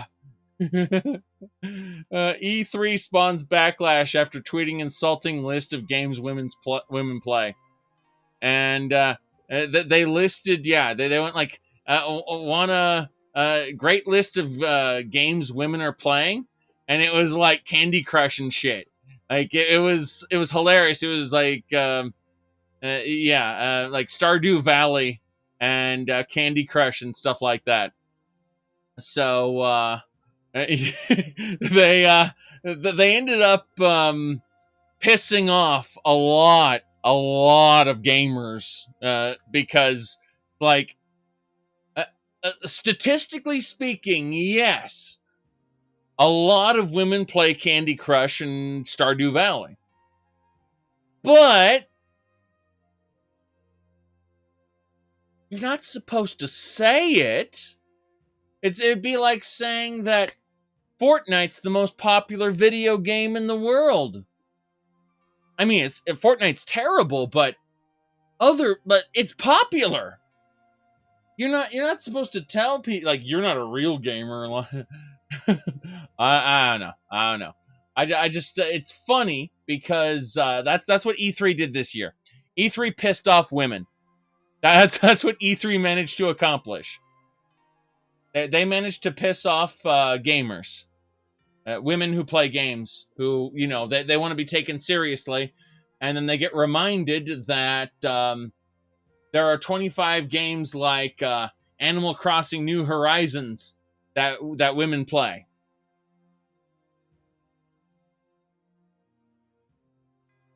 Yes.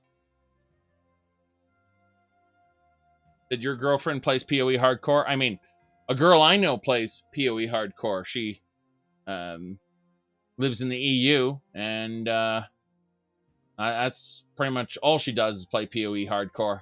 And she's damn good at it, too.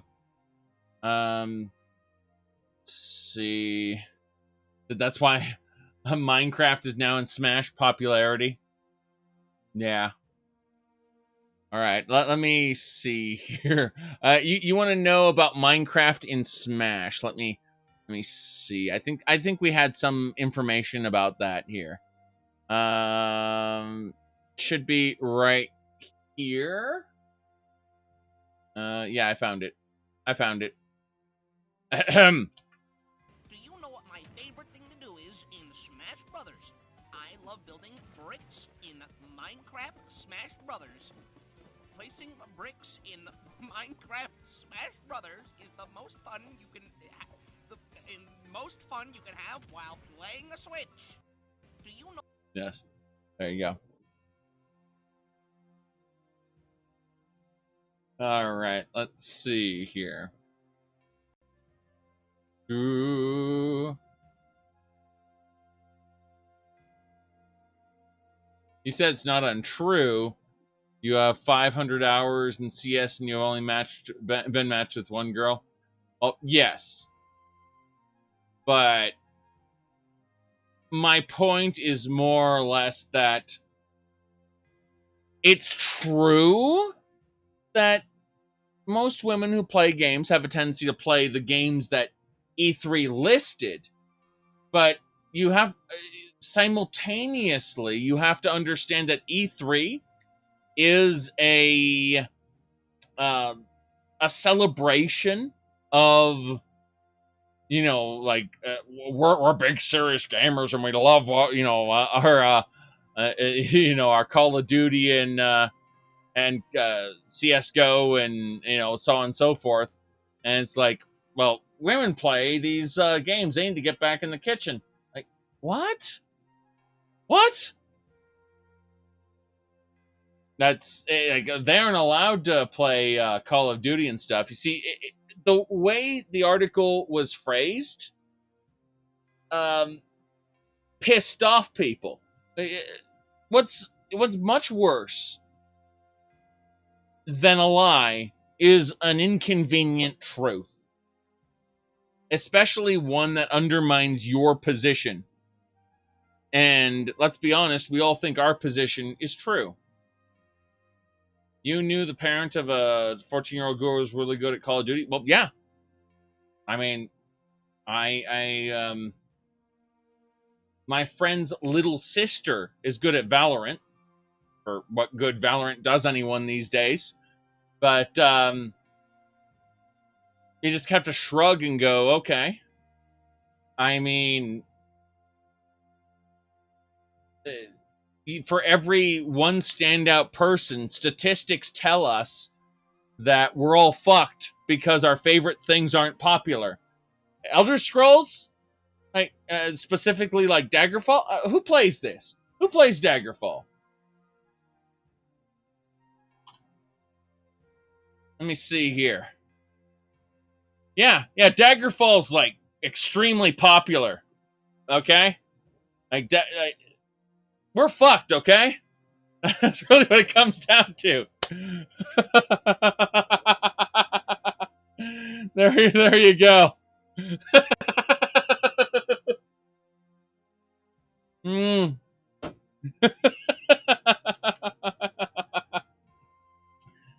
Okay. So, search for water. No, we don't need to search for water. We're going.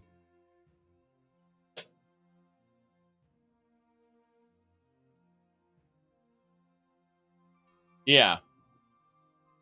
So when they statistically say that, Elder Scrolls games that people play, it's Skyrim. Elder Scrolls Online, Skyrim, those two. None others. The others aren't even worth mentioning, they're so small. Yes. Alright. No, the number of people playing Daggerfall is not similar to the number of people who mod Daggerfall. In fact, people who mod Daggerfall are a quarter of the people who play Daggerfall. Alright. Let's see. Oh, a notorious murderer. So they're looking for a murderer.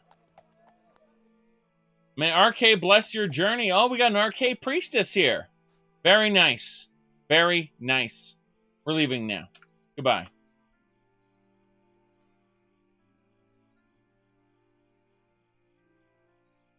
Even when Bethesda streams Morrowind and Oblivion, it's so small it's not worth mentioning. Yeah, statistically speaking, yes. And that's what I'm trying to say, though, is E3 pissed off serious women who want to be, taken seriously as gamers.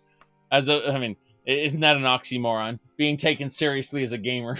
but that joke aside, they don't want to be lumped in with this idea that all women play Candy Crush and Stardew Valley. They want to be like, well, you see, Candy Crush and Stardew Valley are for women, and then Skyrim and Call of Duty and pretty much every other game out there, that's for men. You see what I'm saying? Is that's the stereotype that they're trying to fight. Now, they don't really have a high ground because they're gamers in the first place, and But I do understand why they're angry. I really do. Because if you're trying to, like, build yourself up as something more than a Candy Crush player, and you want to be taken seriously, then, yeah, exactly. Women play Sims 4. Like, you understand how those stereotypes could be offensive to someone who seriously wants to just sit and wants to be recognized for being a good Call of Duty or even Warframe player, whatever. So, but, and this is a big deal. E3 managed to piss all those people off. All those people who are quote-unquote serious gamers. That, like, E3 managed to do it. And here's the thing. That's not even important. That's not important. What's important is that is the biggest thing they did all year long because of the plague. Okay? So when you asked about, you were surprised at not seeing anything at hashtag BE3, what did E3 do this year? They pissed off women. That's all they did.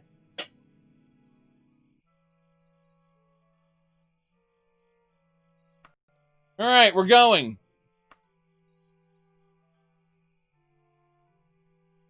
Arrived at our destination. So, we're going to take the road down to Tasso Parrot. This way, south. Just keep going. Not going to stop. Not going to stop for anyone. Ooh, someone's there. Take him out. You said you don't know why people care about gender in gaming. Everyone's anonymous. No, everyone isn't anonymous. And if they want to use voice chat, they're especially not anonymous. And they get brigaded by comments like milk. And they wonder why... and then gamers in general wonder why, gaming circles are considered sexist. It's just because, there's inherent sexism that shows itself. The big ugly face of anonymous internet. All the masks drop off and everything is revealed. Like we with anonymity plus audience equals total fuckwad. That's the real answer. Hold on. Gabe's greater internet fuckwad theory. Gabe's greater internet fuckwad theory.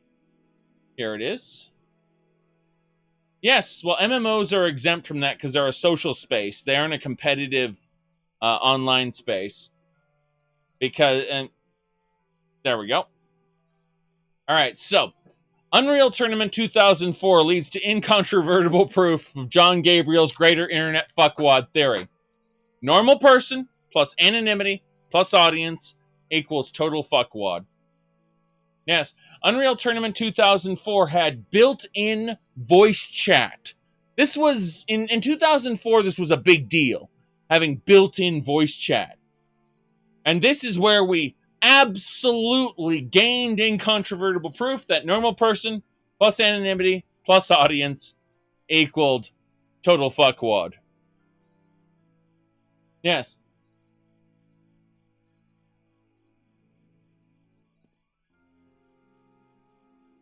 All right. Oh, bandits. The bandits want to kill me. There's a priest who's praying, but I'm going to ignore them and fight the bandits. Okay.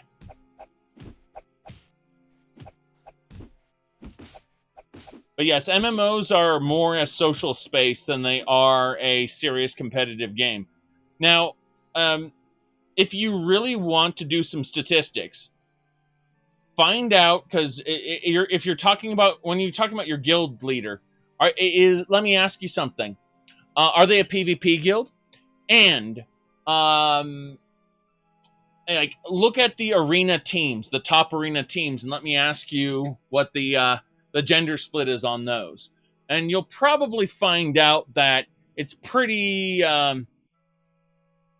stacked in one way. And I think that'll change. I do think that'll change.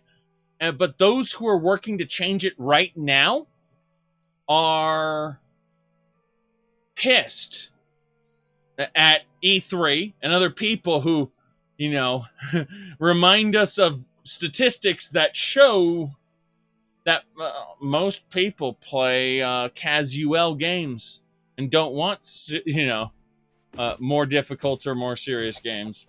I mean, even, my goodness, even Dark Souls is a niche. I mean, it's a great niche, but it's a niche. All right, Thief and Rogue. It's a niche big enough to bring profit. But then look at the mobile market, and you have to understand the mobile market turns the normal gaming market into nothing. The mobile market is so gigantic, so colossal, that who we consider as normal gamers, practically nobody compared to the casual mobile and Facebook web gaming spaces. They dominate the market. The space that is quote-unquote gamer. And so when you point out statistics that say the majority of the women play this, it's like, well, the majority of men technically play this as well, and those of us who don't kind of don't like that very much. Yes. Exactly. They're not gamers. Play a real game. Gamer mad. Basically, yes. That's more or less what it boils down to. However, here's my Daggerfall beginner video. There you go. Moobot just posted it. This is a Daggerfall guide for new players. All right. As I was saying,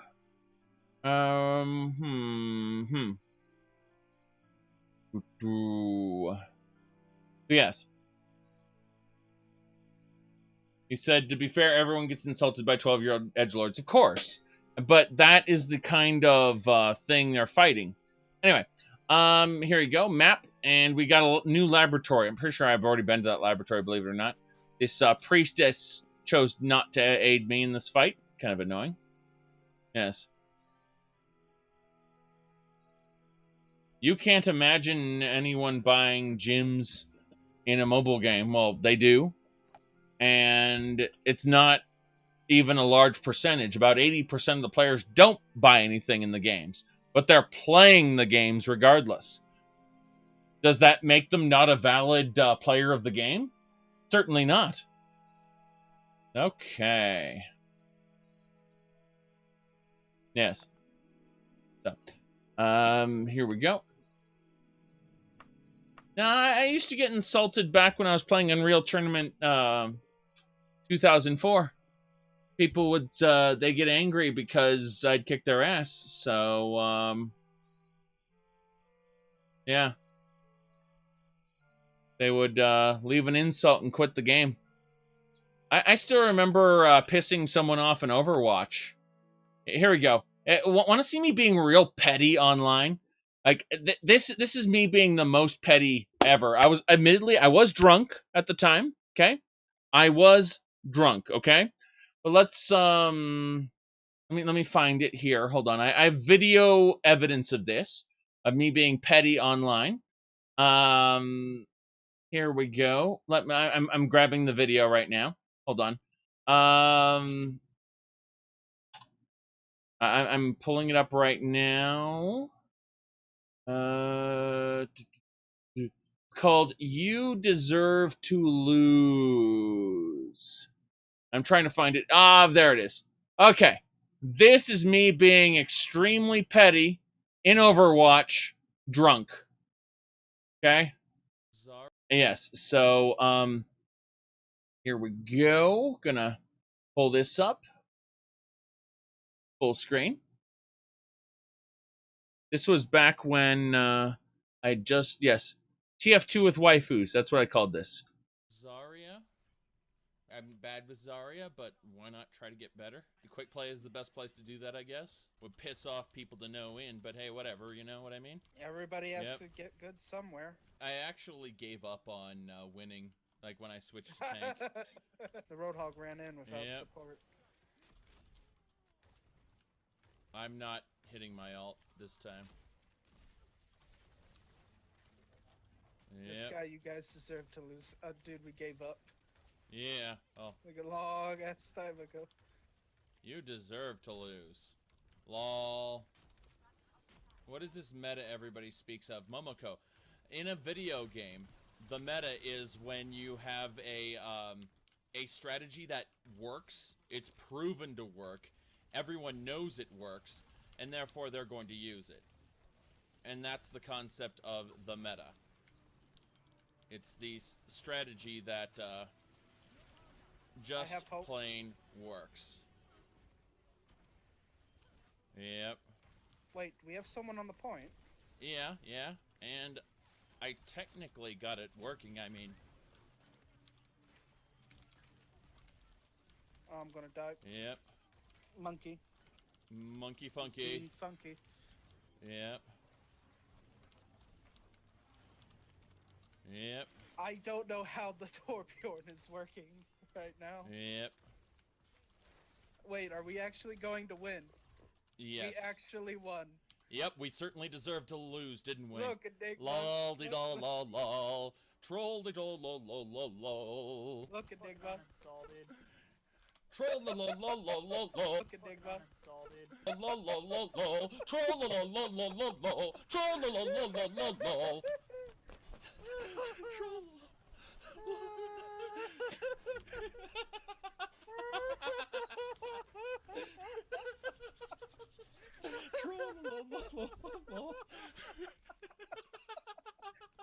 Oh, look at him leave. He's first to leave.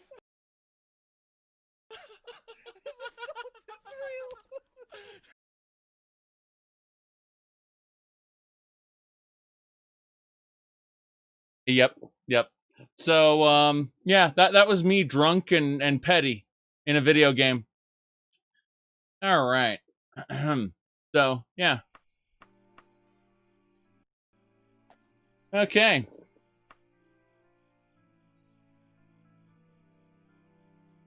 Yes, he told me to uninstall because I won. Exactly. You guys deserve to lose. And then I won, and he's just like, okay. He just kind of self-destructed there. It was really weird. Really weird. Yeah, I don't really understand it. But, yeah, that's Oversalt. It's a good game. I uninstalled it, by the way. I actually did uninstall it. It just took, like, 3 years. Something like that. It took me like 3 years, but I did uninstall the game. It's true. All right, let's see here. Down here, salt is a way of life. Obviously, the environment down here is all salt. The ceiling's salt, the floor is salt, the walls are salt, and to an extent, the air is salt. And you breathe that in, and you can constantly taste the salt. All right, enemies seeking to prevent my travel. Centaurs, more of them. We're almost a Tasso Parrot, though. I'm happy about this. 2 Centaurs dead. Next one. I would never play League of Legends. First of all right, so there was a game called Dota, right? It was actually a mod for...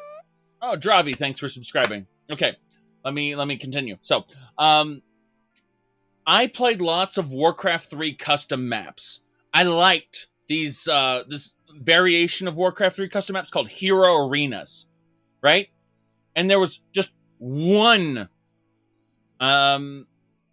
Hero Arena like out of tons of different ones that I didn't like.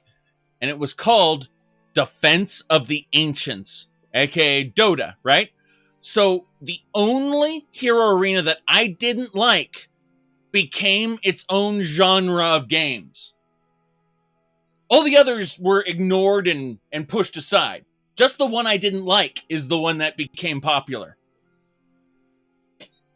The only MOBA that I actually liked was Heroes of the Storm, and that's because they did different objectives. Like, you know, pay enough gold to this pirate king so he'll turn his cannons around and shoot the enemy base. Weird stuff like that. Like, there were different objectives in Heroes of the Storm. It wasn't just the same fucking map over and over, which I hated to begin with. I hated it when it was Dota. I hate it now when it's a League of Legends. So, then, you know, they stopped working on Heroes of the Storm, and so I didn't bother playing it anymore. I just uninstalled that along with Overwatch. All right. Let's see here.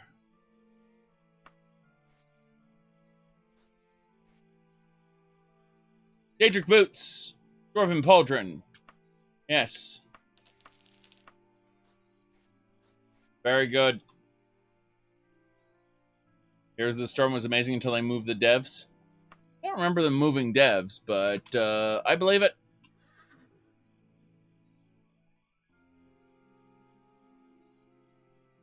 Ooh, you never tried a MOBA?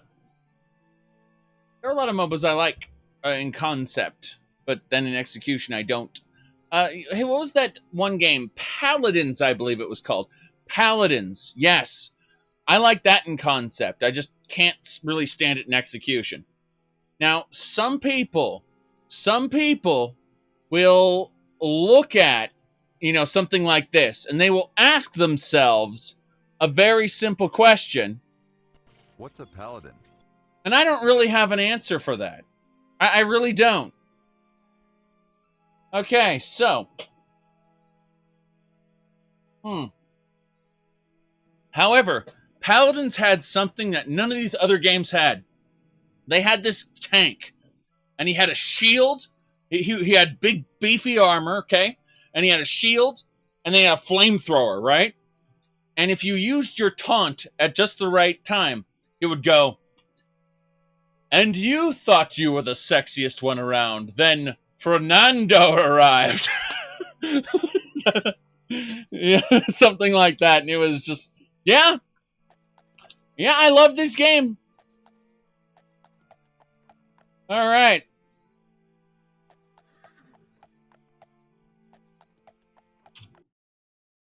Okay. Unfortunately, I don't like the not being able to switch my character mid-game. I find that very annoying. It's why I actually preferred Overwatch to most games like it.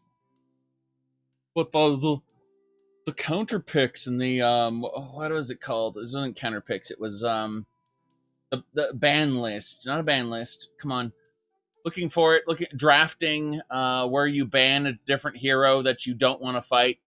I'm trying to remember what it's called. I don't even remember at this point. I think my answer is to drink more. Then I'll forget the game exists entirely.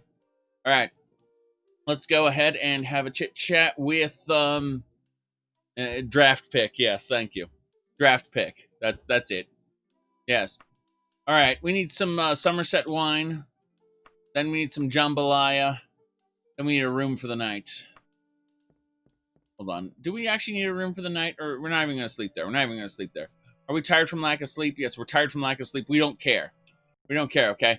You, sir, I need some pork. Okay, he has pork fried rice. Give me coffee. Wait, chai tea is better than coffee. Yes. Very good, very good. For Honor. You know, I started playing For Honor during the open test, and I found something. I found out it was a fighting game. It wasn't actually the kind of game I thought it was. It turned out it was a fighting game the whole time. The game was rigged from the start, and I couldn't enjoy it.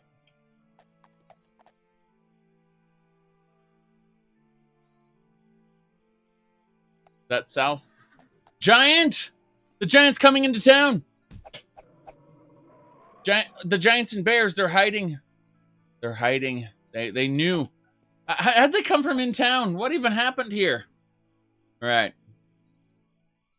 What's going on? Yeah, For Honor had this introduction sequence which looked it looked special. And then it turned out that it was a fighting game. Like, what kind of story is there gonna... Rocket League. Yes, I played Rocket League. It's called Eldritch Bumper Car Hell World in Team Fortress 2. Basically the same thing. Hit a beach ball into the opponent's goal. I'm joking, of course. I've seen Rocket League being played. I just have never really been inspired to play it myself, to be honest. It's a physics game.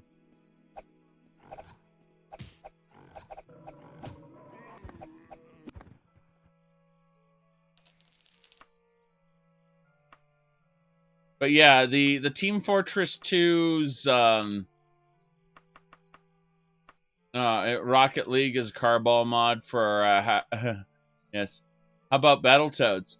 I actually talked about how offensive I found Battletoads. I did a tweet thing there.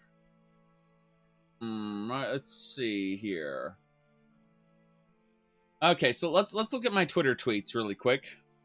So I obviously did this one for my current stream, which fits, really. It does.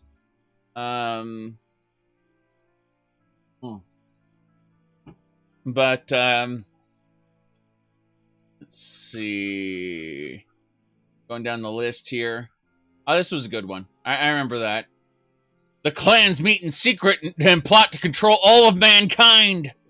Very good. Very good. Let's see what else. I believe there was a coffee first. Yeah, I like this one. A glitch sock clips through dryer and despawns. I love this article. I love this article. Glitch sock clips through dryer and despawns. There we go. This is like the best article I've seen in a while. Oh well. Let's continue though. Oops. Let's see here. Of course, Boogie 2988. There we go. We know about that. There we go. So, Battletoads, the Dark Queen's dialogue was all over the place. Sometimes it seemed cunning and menacing, but in the final confrontation, it was lackluster, okay? Welcome to the revolution, battle jerks. This is where you lose your heads. And then I said, that said, this remake offends my senses in multiple ways. And, yeah, it's, let's see. Let me grab it here.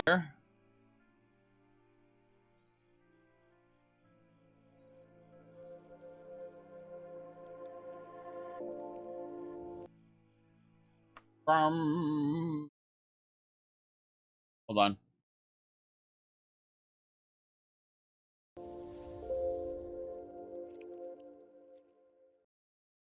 Yes, so.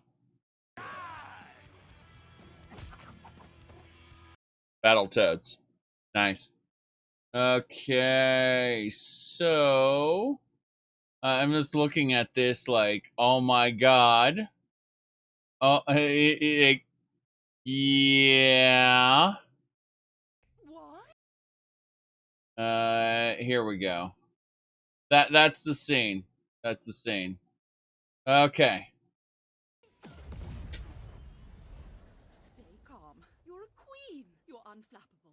Suck my frigging butt, you backstabbing punks! Chug my dump truck, you stinky wimps! Beep, beep, garbage butt backing up! I hate the Battletoads. There you go.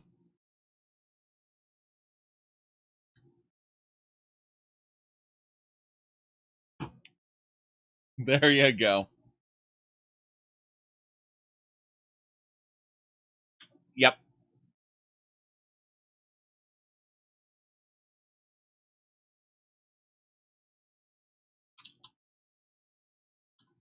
Oh, hold on. It gets worse. The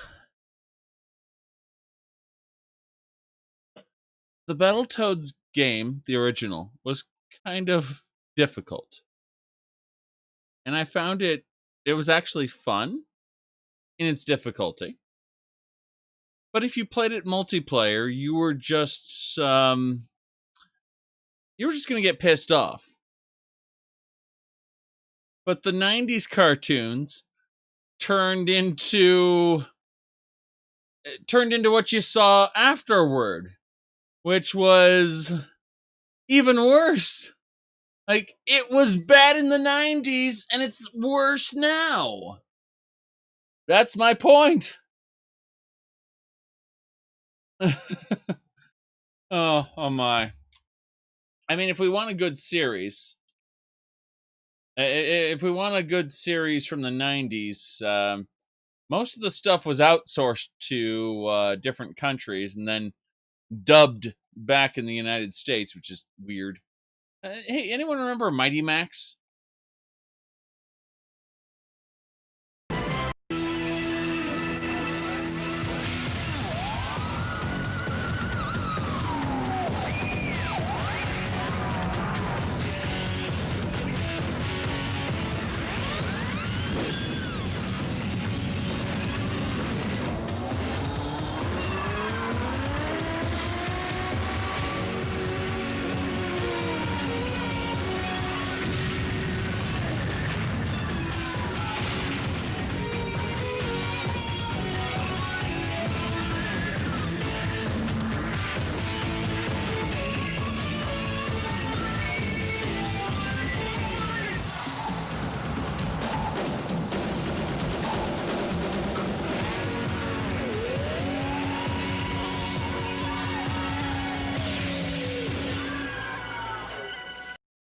I vaguely remember there was an episode in it with vampires, and he held up garlic in front of the vampire lady, and she was like, "I detest it," and slapped it away. And he ripped off the curtains, and it's like, "Sunlight," and like, "What? It's just sunlight. In fact, it's good for my skin." And he's just flipping out because it turns out that vampires had all of the upsides of being a vampire with none of the downsides. The downsides had all just been made up by people over the years. And it was purely a positive state other than the need to drink blood.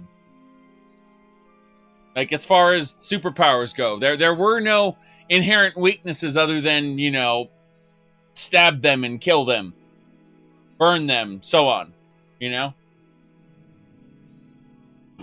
Anything that kills a normal person would kill a vampire, basically. They were just people that were super strong and had to drink blood. You're talking about Angry Video Game Nerd. I actually took some time and researched the history of vampires. And then I saw the Angry Video Game Nerd, and it brought me back to when I had done that. I can't... you need to understand something. The Count from Sesame Street is based on an actual legend that says that if a vampire were to break into your house, if you were to spill a sack of rice on the ground, the vampire would, prior to attacking you, have to count every single grain of rice that had spilled. That's where the count came from, in Sesame Street. Yes. Let's see. All right. We're going to try to eat this bread. Nope, can't do that. Let's get out of here. We're going south. The temperature has shifted. Do you like how it warns me that the temperature has shifted? And I should wear a second cloak. Okay. Game's like, hey, you're too cold. Fix it. Okay. That should do it. Wearing a nice thick cloak.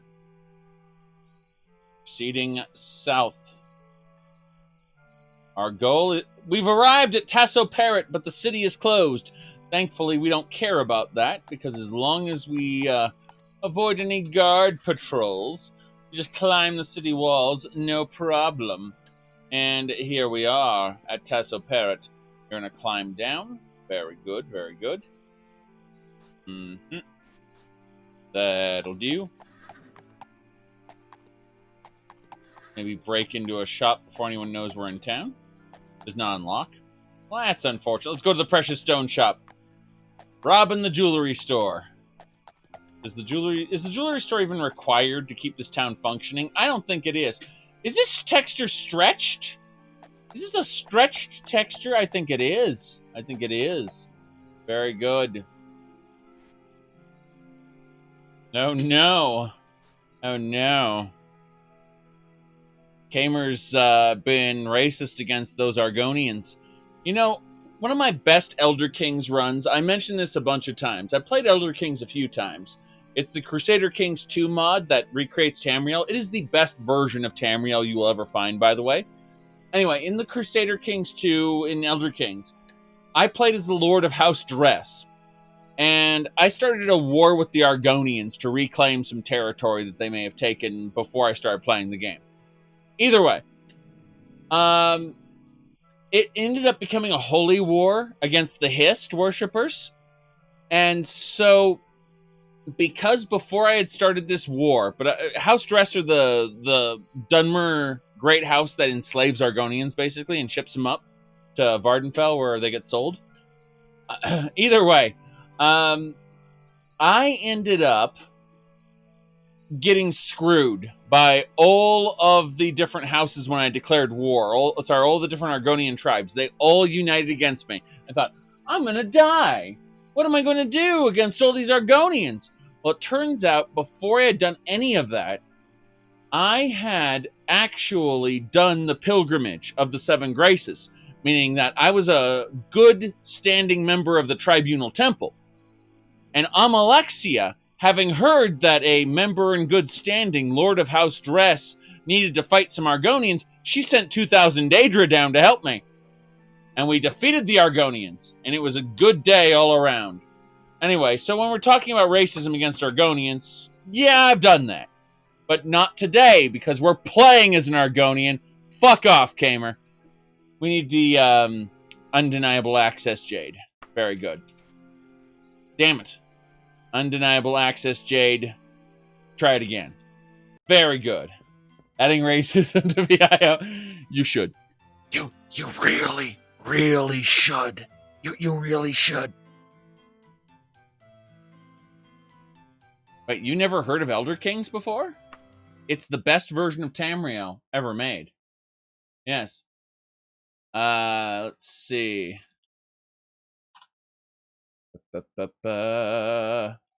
Elder Kings. It's a Crusader Kings 2 mod. Crusader Kings 2 is free to play, by the way. So you can download it right now. You won't have all the DLCs, so you won't have some functionality. This mod is actually scalable, which is important because like the more DLCs you have, the more features the mod has. But even without any DLCs, it's still the best version of Tamriel you're ever going to get. Period. And is that Vivek? Yeah, it's Vivek. I'm gonna say. Bam. So let's see here. Dislikes the Neverine cultists. Damn right, Vivek dislikes the Neverine cultists. Let's see. Oh yeah, Zura is their own person, like the Lord of Oblivion. But Oblivion doesn't have a place, so it just has worshippers in the mortal world. But yeah, this is the best version of Tamriel you're ever going to get. And you can choose to play anywhere in it. You could like start up like right here in the corner as a Telvanni, or you could be a Neverine cultist over here, or you could be a Crown or a or a forebearer. You know, you could even start off in Yakuta and try to like invade across the ocean if you're absolutely nuts. All right. They are working on Elder Kings for Crusader Kings 3, but it's going to take them a long time. And Crusader Kings 2's Elder Kings mod is basically done. So you can play it right now. And Crusader Kings 2 is free to play. So fucking play it. I'm going to burp in a second. Hold on. Alright, we were able to mute for that just in time. And we need to figure out, now that we've properly processed all this stuff and we've reorganized our magic item inventory, we need to probably take a nap. It's midnight. It's 1 past midnight. We go downstairs, we go over to the bed, we sleep. Very good. Now, let's see. Before we sleep, actually, we cast spells. We practice our magic. Skirt. Yes. Actually, yes. But back to the solution. It's a problem. Problem of magic. We need to cast spells to practice our...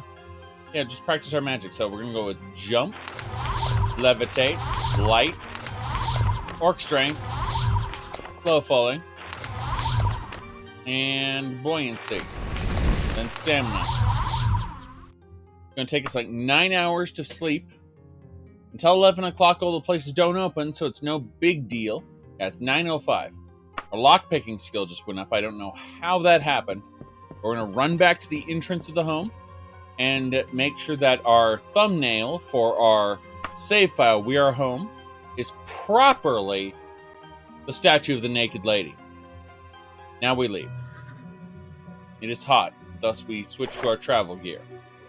We have a skirt on and a cloak, so we are protected from the sunlight, and that's good enough. Let's walk around. We can go check out the quality equipment store first. Well, technically the bank's open, so let's go deposit millions of gold in the bank of Sentinel, I suppose.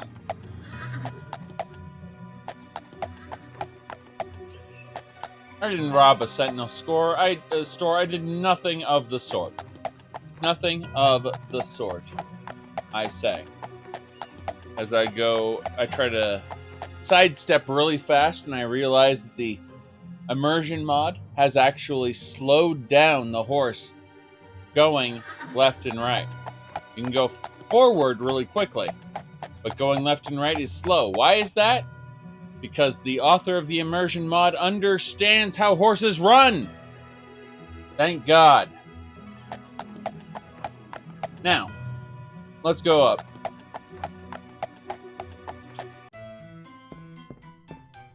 Hello, sir. We are going to deposit all the letters of credit. And we decide we haven't deposited enough credit. We need to look in our wagon for more letters of credit. Pretty sure there are more. Maybe there aren't. Who knows? There's meat. Can I turn in this meat in place of credit? No. No, you can't. That would be a stupid idea. Alright, let's go ahead then and just deposit directly from our wagon. 130,000. Very good. You need to block horse jumping? What are you talking about? Horses jump in real life. You command them to, and they make a little jump. They jump over things. In fact, if they aren't trained to jump properly, or they aren't trained to stomp over something, their instinct is to actually rear up and stop in front of things that could potentially damage their hooves. True. Let's see. Although horses can jump, they don't carry wagons behind them. That's true, but how can you be sure that I'm carrying the wagon behind me? We'd have to add in a state of wagon following me versus not wagon following me. In fact, let's take a moment. Let's go over here. And look at this. I can't jump when I'm in wagon mode. Can't do it. In fact, look at the side to side. Look at that side to side motion in the wagon mode. So, wagon mode versus horse mode is very, very different. When I first played Daggerfall a long, long time ago in a galaxy far, far away. Probably when it came out. I played Arena when it was new. Played it for like an hour and a half, about an hour. Considered it trash. Didn't like it. Quit real quick. Played Daggerfall for a long, long time though. Alright.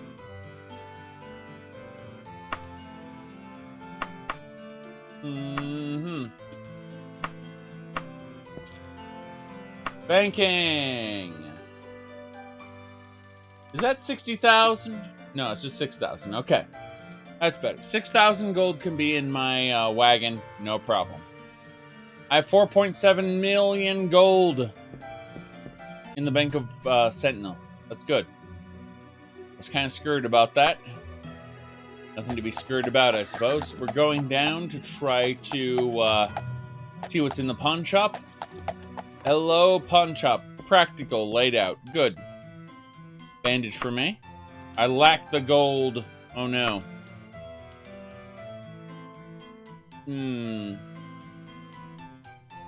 Flashing back to the Big O episode where Roger Smith went to the bank and he was a deadbeat in this timeline because they're a different timeline than the regular show. And they explained that Beck, who is a villain normally, but he's the head of the bank in this alternate timeline, he said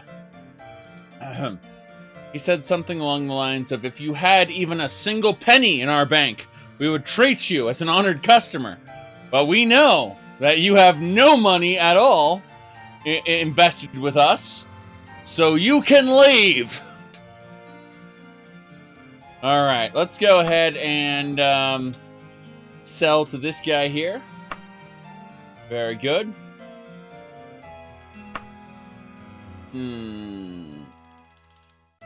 Chain spot. Why do I have a chain spolder? Get the hell out of my inventory. Yes. Along with the meat. Sell the meat.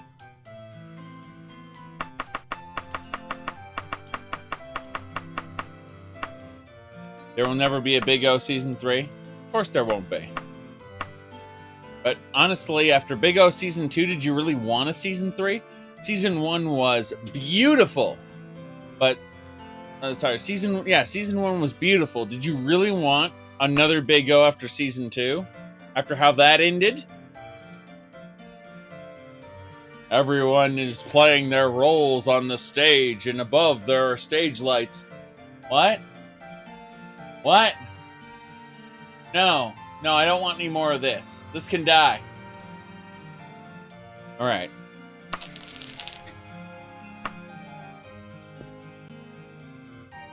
Are you telling me the entire show was a stage play? Yes.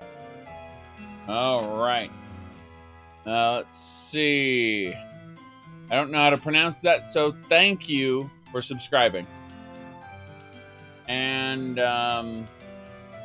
was gonna say that Adult Swim made it. Yes. Yes. You said Adult Swim funded Season 2?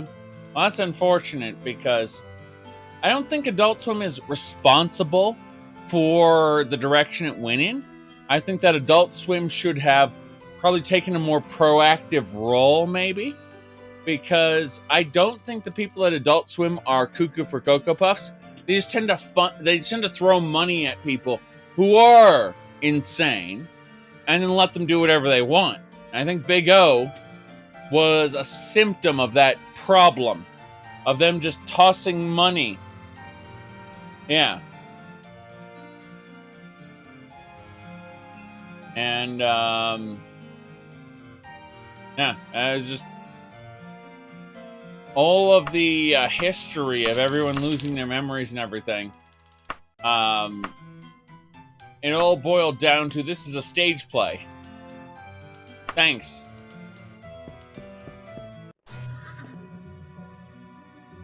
You know, Big O Season 1, I recommend to everybody. Afterward, consider the series concluded. Don't worry about it any further. It was fun. Roger Smith is Batman with a mecha robot. That's it. Season 2 is an abomination. Yes. Look at Eric. Adult Swim will give anyone a show. Yes. Well, we have already seen... Come on. Let me see. Here, this is Adult Swim giving people money. Yes, this is Adult Swim giving people money. It was the roaring 20s, but nobody was more roaring than the greatest Gatsby himself. One day with that gas he got, the greatest happened to punch down low Fugazi trash that recently played him. What up, fool? The greatest Gatsby proclaimed, meet the heat for my banging piece. Booyah! He opened fire on they chests and they grills, and that's why they say hell hath no fury like the greatest Gatsby popping caps in that ass. Yeah, bro, that's what I'm talking about right there. Now that's great American literature. There you go. That's Adult Swim giving people money to do whatever they want. And that's what happened. All right? Now, let's continue. So, arrow there. Yes.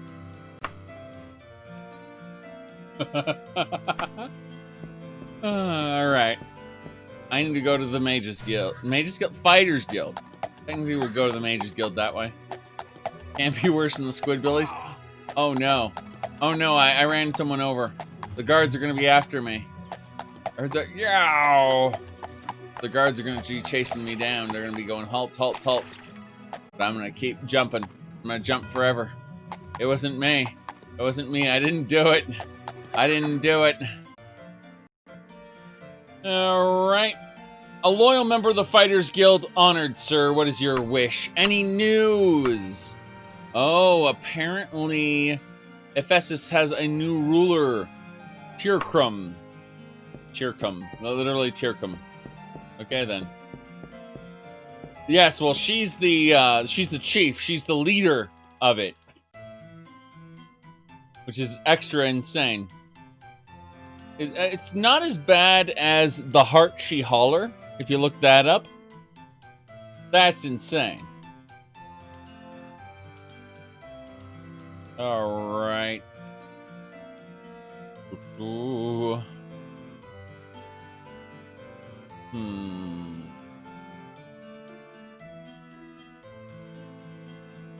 No word on Odyssey the Dragonborn yet, but Any Scion's been doing a lot of stuff with his mods, I've got to say. All right, hello, sir. What's this? You've repaired 4 Daedric bows and 2 daggers for me? Thank you very much. Let's grab all of that stuff. Let's see here. I'm sorry, but you're talking about boob plate? I have no idea what you're talking about. Never seen it before. Ever. Never. Okay. Let's see here. I do need to fix this, though, because that's not actually the background. Today's background is Witch Mercy. In fact, this whole month is Witch Mercy. Why? Halloween. Is it Halloween yet? No. It's like 30 days. Doesn't matter. Okay. Let me see. I need to hit escape. Need to close a different window that opened. There we go. So, hello, sir. I need for you to go ahead and repair all things. And when I say repair all things, I mean all things. We need all broken Daedric daggers to be repaired bit by bit. So, broken.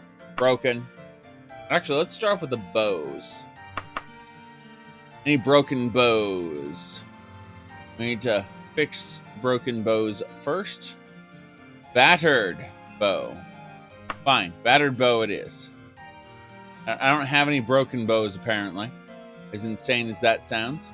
But broken daggers, on the other hand, oh my goodness, we have a lot of those. Yes. I don't actually like Overwatch anymore, despite having countless memes of the characters, including Christmas ones. Ready to go. Broken dagger, broken. We got a lot of broken daggers to fix. That bow's gonna have to wait 7 days to get fixed. Oh no. So be it. So be it. What do you mean? The equipment, like, we've traveled halfway across the world, so obviously a lot of equipment would break. Anything else we need to do? I don't think so. I think everything is good. Let's repair. I don't have enough gold. No!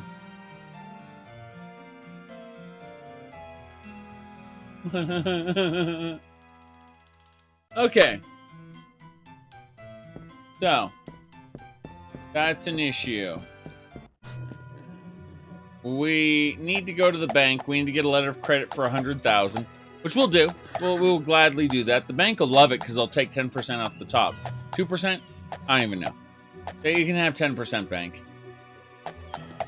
You take 100,000 gold to get the stuff repaired. I realized I only had 7,000 in the wagon. Still not enough. Hello there. Do you want to get crushed? Please don't step in my way. Need to be careful because guards will be after me. Committed crimes against Sentinel and its people. To use the neutral term, it. All right. Uh-oh, I killed another person. Whatever shall I do? I've been running over peasants left and right. I need to withdraw a letter of credit for 100. 1, 2, 3. There we go. We have 100,000 gold in letter of credit. Oh no. Hey guard, are you hostile? Yep, you are. Hey, he's doing the halt. He's turning after me. I knew it. I knew it. There's another one. See him? The guards are after me. They're turning. They know that I've done bad. And to get to the Fighters Guild.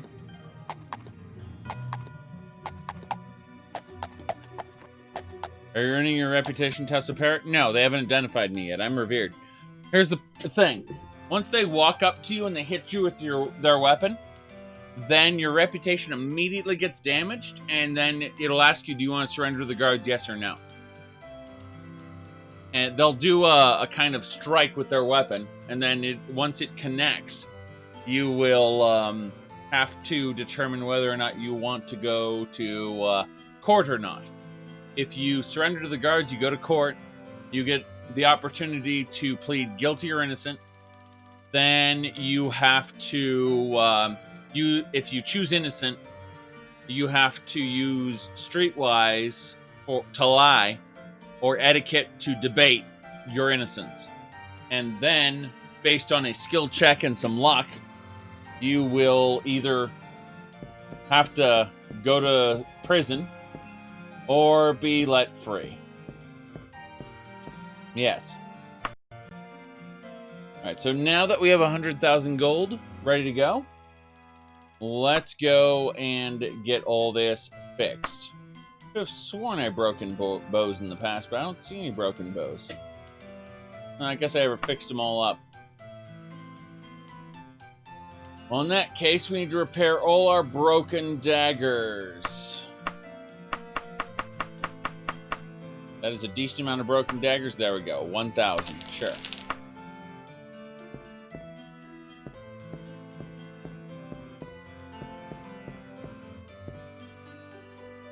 Right. We are now going to save it under this save file. Then we are going to exit the game. So what I have to do is I'm going to relaunch the game really quick. Number one, because I haven't restarted in a while, and secondly, because I have been alt-tabbing a lot. And that has a tendency to mess with the game a bit. Let's relaunch the game. Very good. And let's go.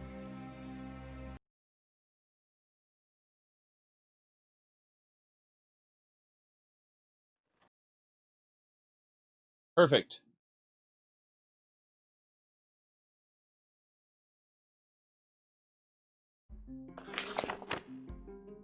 Let's get out of here. We need to immediately go to the Mages Guild. Technically, the Mages Guild won't be open for another hour. I'm gonna loiter for 1 hour. There'll be enemies nearby pretty soon. The guards are all converging on my direction. Kind of ignore them. Dive in here. Hello, miss. How are you doing? You sell spells. You sell quests. You sell magic items. Magic items like what?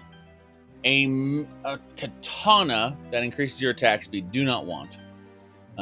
Broadsword of Oblivion. Dagger of Force Bolts. I will take that. Thank you very much. I'll take the Dead Man's Common Symbol, as well as the... No, that's about it. That's just those two. Very, very good. I have no idea what you're talking about. Let's leave. Okay. Very good. So, we are going north. And that's all there is to it. Yes.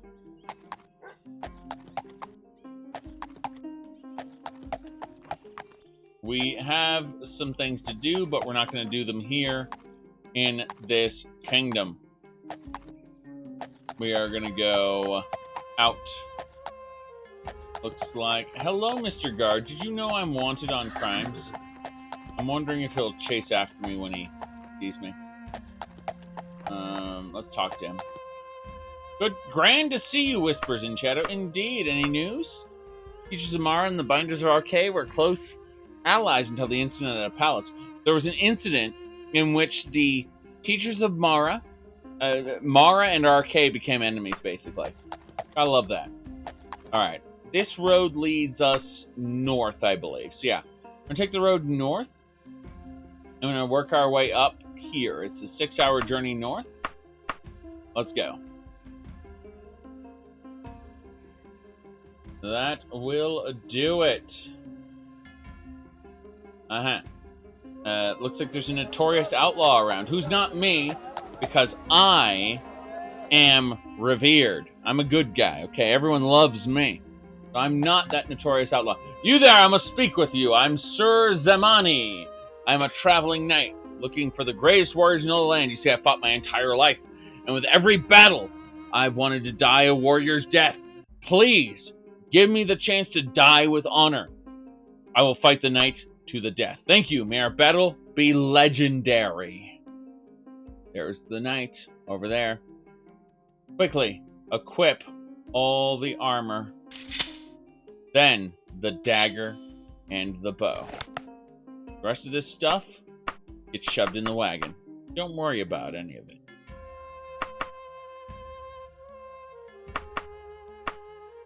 Good. Hello there. Oh god, it's not the one. You're the knight. Fine. I've got daggers, I've got speed. You've got nothing.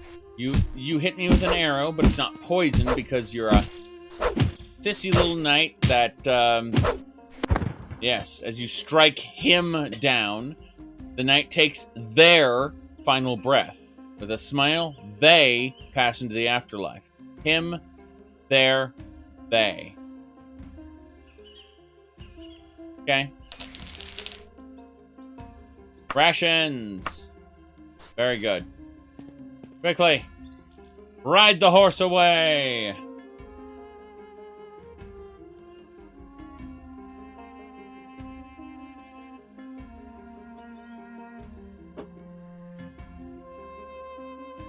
Ah yes, those giants I killed earlier. Good to see they're still around a day later. I've only spent a day in Tasso Parrot, for reasons.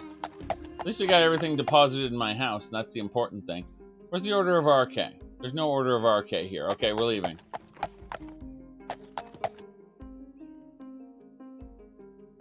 I think those knights are after me. It's hilarious. I'll mount your head on my wall. Are you sure? How about instead I run this way into the desert? I just ran over a Spriggan. I literally, with my horse, ran over the Spriggan. We need to get away from the town. The town is lost to us. It is bad. I'm gonna use stamina.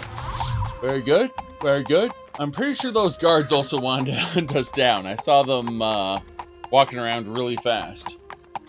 So, we are going to travel next to these crypts to the north. Yes. The horse can one-shot a Spriggan, apparently, with its hooves. Go check out this area here. Uh-oh. Freshly buried dead. What kind of evil will we face here? That's the question.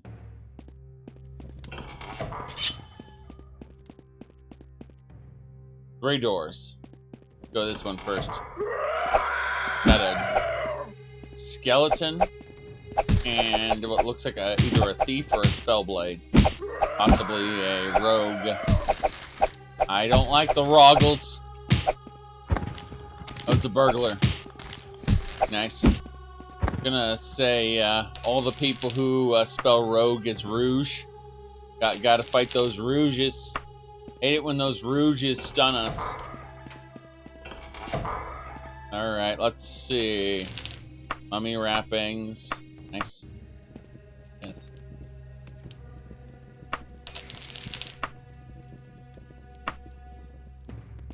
Stun locked by a rouge. Let's Google rouge right now and see what we get. What do you think we'll get? Okay. I'm trying to make sure none of this is porn, which is harder than you'd think. I'm like, I scrolled down, I'm like, no, that's porn. So, looks like other than something that's suggestive, no, that's, okay. Looks like I found the closest thing to, here you go. This is representative of the rest of it. So, yes, this is representative of the Google image search page without going too far into it. Because if I go to the actual Google search page, I'm afraid it will not be friendly for all of you to see. There we go. So Mithril Warhammer, we picked that up. Very good. Yes. All right. Let's see. That should be about it. Last door. There's an altar and some treasure. No problem there. Yeah, I don't know. I don't know. Oh, this is insane. That's all I gotta say. Yeah. Tails. The bobblehead. That's about all the worth Tails ever had. Other than being able to rapidly hit the jump button and fly. That was kind of neat. Alright, let's see. Did you know that Tails' name, his full name, is a pun?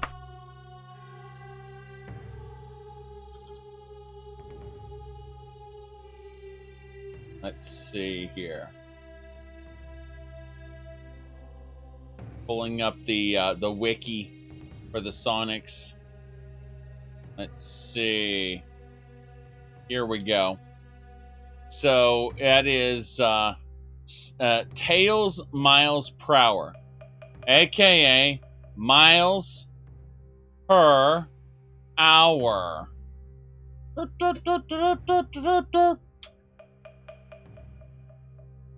Standing gamer. No, you just don't know about gamers with good posture. I'm just sitting up. All right. Pacified a thief using the streetwise skill. I don't see the thief, so I'm going to pretend he doesn't exist. How about that?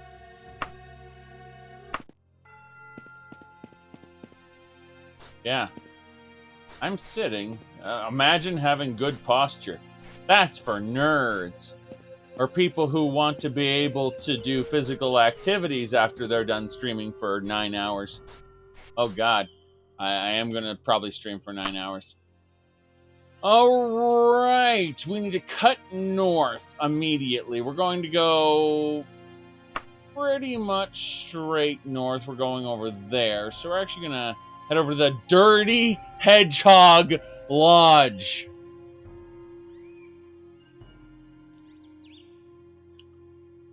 Okay, let's pick another name. Let's pick David the Hedgehog. Hold on. Yeah, David the Hedgehog. Okay? So this, if your name is David, this is David the Hedgehog. Alright? Let's see. What about, what about, Chris? Chris. Oh god, it's got inflation fetish memes. Okay, hold on a second. I have to grab a specific one, because I can't show the page. I can't show the page because it's got inflation fetish on it, so I can't show the Google search. So there we go. Chris, there's one I picked. Chris the Hedgehog. There we go. All right. That's a Chris the Hedgehog.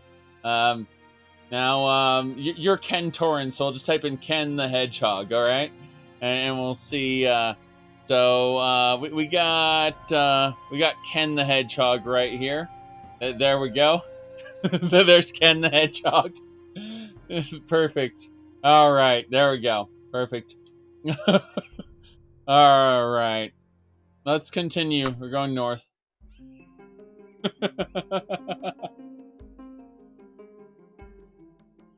Bootleg silver. Isn't that what they all are? You too can become a hedgehog. Basically, yes. Continue. Too much hedgehog. Alas, it is a meme. Anyone can be the hedgehog. Let's see.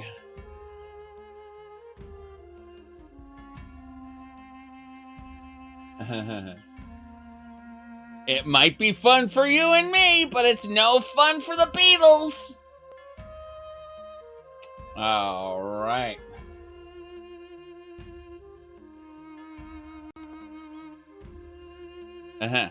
What enemies? Nymph. Run.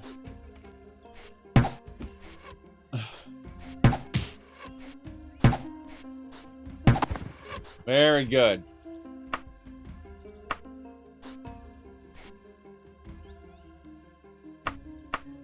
The nymph is destroyed. That's fair.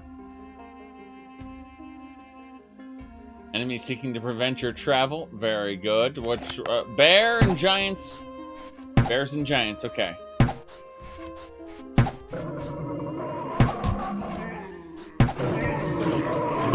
A lot of giants.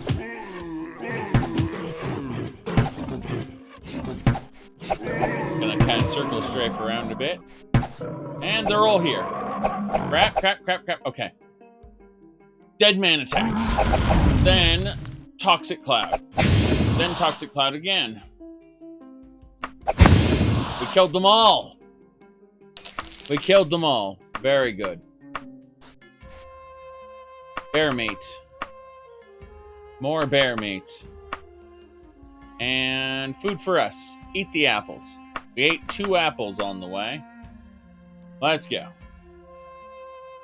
Yes, just need to continue to the Dirty Hedgehog Inn. Yay! It's not a scary place at all. Don't worry about it.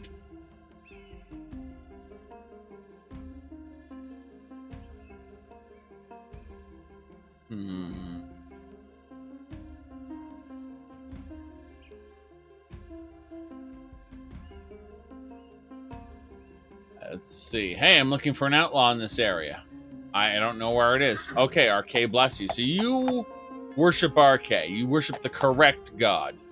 Very well. We're out of here.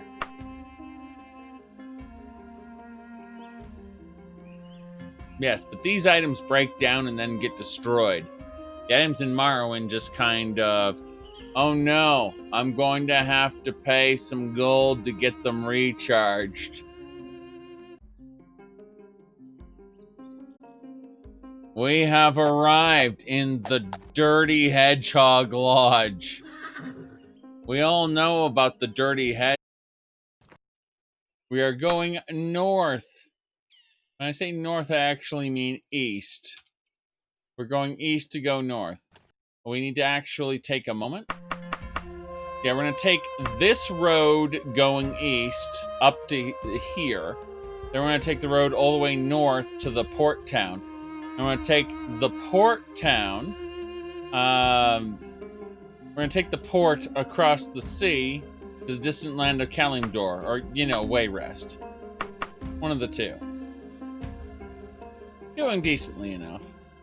Bit tired, but that's just due to lack of sleep. Centaurs! Centaur's dead. Second Centaur's dead.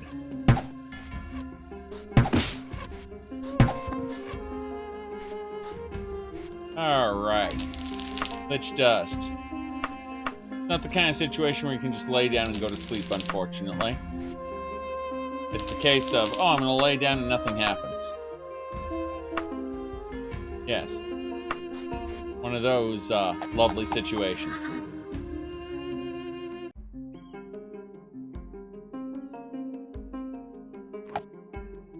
I'll have another shot in about close to 7 or 8 hours. I have a chance to sleep. We have to see where we are right now. All right, this road, yeah, this road will continue up and around. That's good. That's good. Keep going.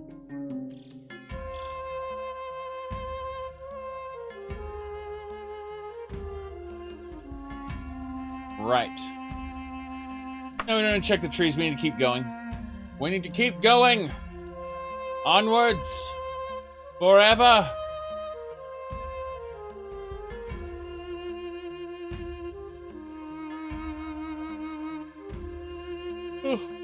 Just stretching a bit. All right. Yeah, be sure to keep a watchful eye. No telling who you might run into out here. Really? Thanks, you 5 people. Why are you hiding behind that bush? What are you doing, barbarian? I don't know what to think about that barbarian. Uh-huh. Stealth is an important skill for hunters. Really? It allows you to hide from bears that want to kill you. Right. You can have the bear. It'll feed your family for a week after I get my cut. What? Don't worry about it. It's getting late. I'm gonna have to take a nap soon. Don't worry about it too much. Gonna keep our journey along the road. Ooh. Let's see here. Oh yes, by the way, there is a game. There's a game which I would like to mention. It's on Steam, and it's 10% off right now. It just launched. It's called Lancelot's Hangover, Quest for the Holy Booze. You see, it turned out there was a guy named Lancelot who retrieved the Holy Grail. He then drank booze from it and ended up cursing all of Britain to some real insanity. Yeah. He all kinds of crazy stuff happened when he took the Holy Grail Yeah, God just flat out cursed him because he drank booze from the Holy Grail. So that's a game. It exists right now. It's a point-and-click adventure game, yes. Okay. We are going to travel on over to the general store while it's still open. Then we're going to take a nap.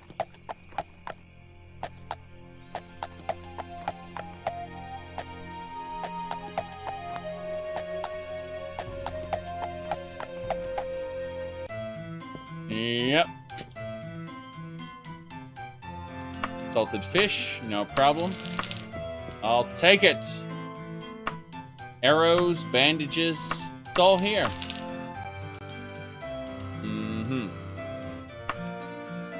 I need to sell things. Thank you. Like the warhammers and the daikatanas. The short sword. Good enough.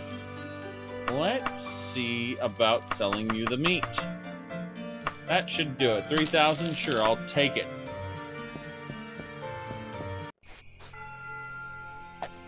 Alright. Ever since Indigo made the blog post, you saw the once lost Twitter more active than ever? Yeah, because they passed it on to someone else. Indigo kind of understands that you kind of only ring the social media bell whenever you have something new to show. Whereas the person running it right now has a different approach. And I'm just gonna defer to him, and that person can do whatever they want to do. I'm just saying, I understood Indigo's approach with it. Even if he never told me strictly, that was what he was doing. I understand, like, that's how you operate as far as social media. It's why I haven't made a ton of videos on Once Lost Games Project. It's because unless they're hurting for a specific position, generally it's better to be quiet on projects so that you don't tire people out on the topic. That's my approach, yes.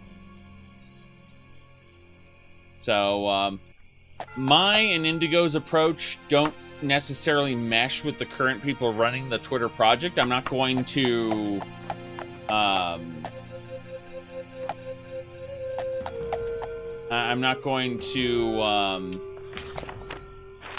talk negatively about their approach, because it might be the successful approach in the end. I'm just saying that that's not how I would do it. That's all. And that's A-okay. Because if we all thought the same way, the world would be boring. Enemy seeking to prevent my travel. I mean, think about it. If we did civilized debates, we wouldn't get glorious stuff like old man yells at old man. And that was a great meme. Do I still have old man yells at old man? Let's see. I don't think so.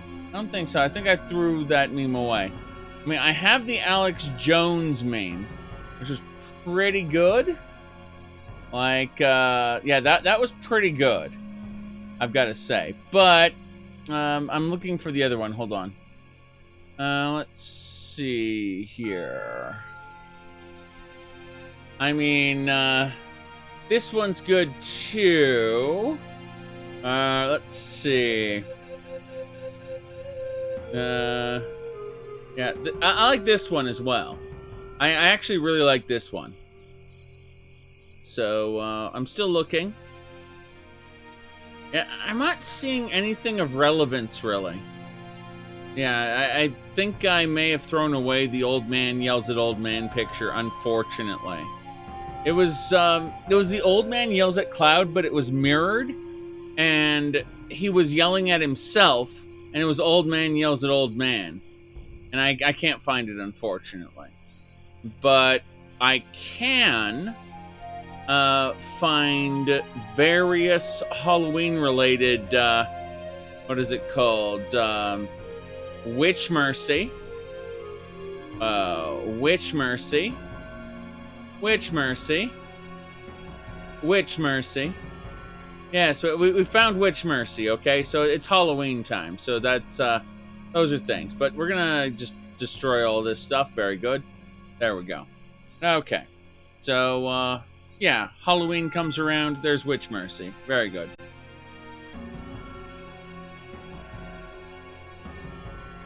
Alright, there are enemies nearby. Tigers! Tigers!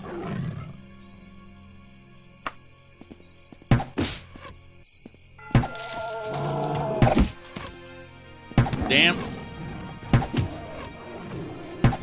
Definitely, now that I got several Daedric bows, doing a good job murdering the crap out of these guys with archery. Yes. Yes, but all the people who say there are no dragons in Skyrim, only wyverns. Yeah, about that.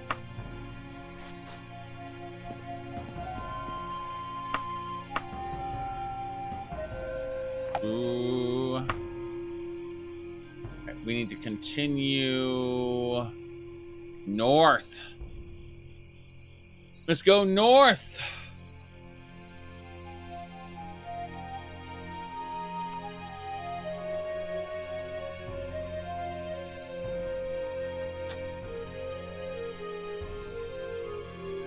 Looks great. Where are we? Nothing. Okay, we need to eat. The game's telling us we need food. So we eat these fish, and we're good. The fish have rejuvenated us, and thus we continue our journey, I say to myself as I'm looking around.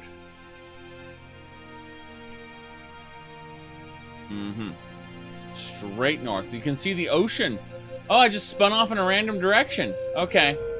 Well, I believe that I was asked by a certain person to clip that and figure out exactly where it is on the map.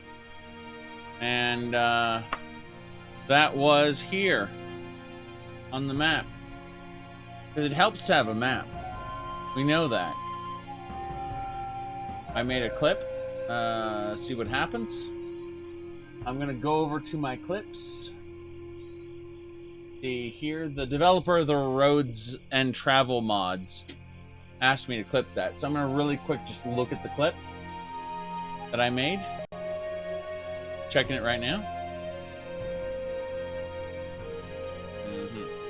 Straight north. You can see the ocean.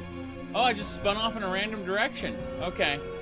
Well, I believe that I was asked by a certain person to clip that and figure out exactly where on the map. There we go. Because it helps to have a map. Yes, good. I was able to make the meme. Perfect. Perfect. Let me go ahead and grab that clip URL. Where is it? Share. Clip.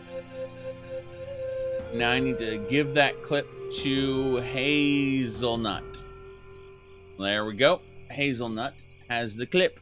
And that's that. So we did that. Yes. Joshua went ahead and linked that to me. The old man yells at old man. Very good. Danny, thanks for subscribing. I appreciate that. But that's the presidential debate. Okay? So for those who missed the debate, that's what it was. Except then add in a moderator who's also yelling at the same time. So 3 old men yelling at the same time.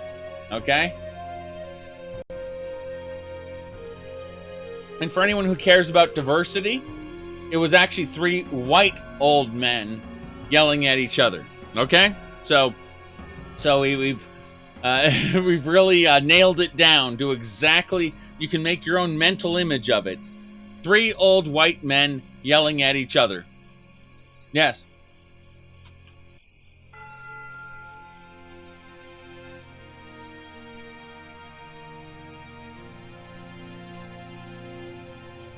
Two white, one orange. One guy who's just been completely encased in In rejuvenation gel, you mean? All right.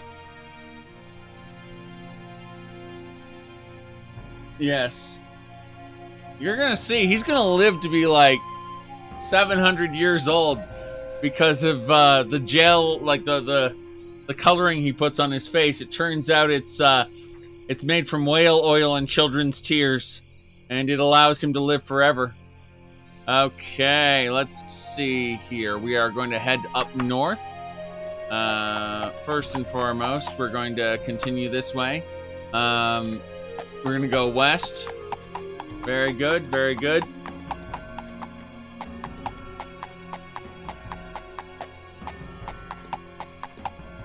Have to hit a button. Wrong button.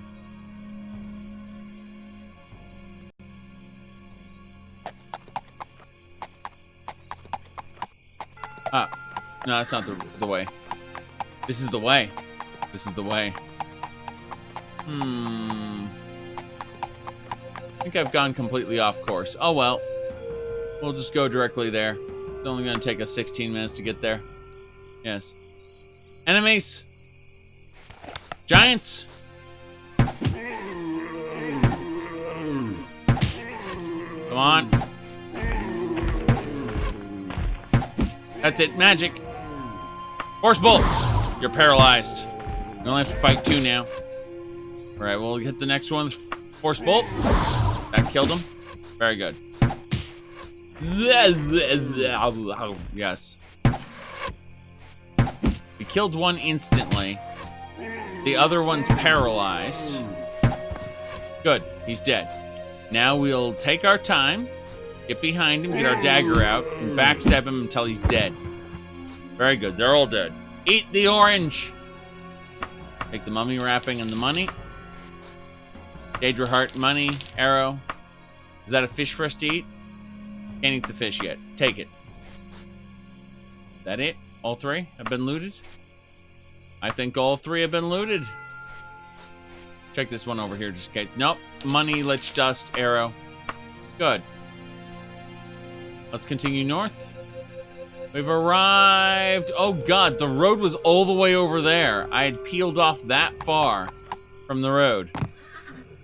That is some distance. Oh well, from here we should be able to take a ship. Go to the north side. Take the damn ship.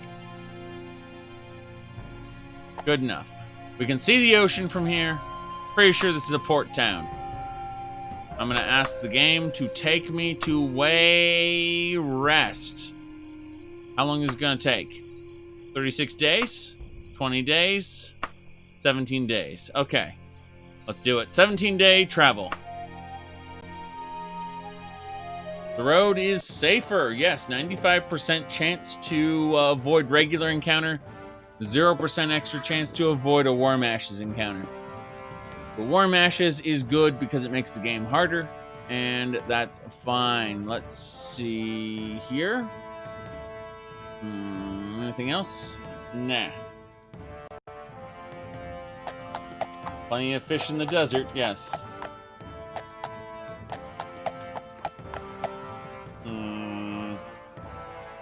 We are freezing to death now, aren't we? Oh, nice. Yes, we're freezing to death. Great. Okay, we have to change up our travel gear.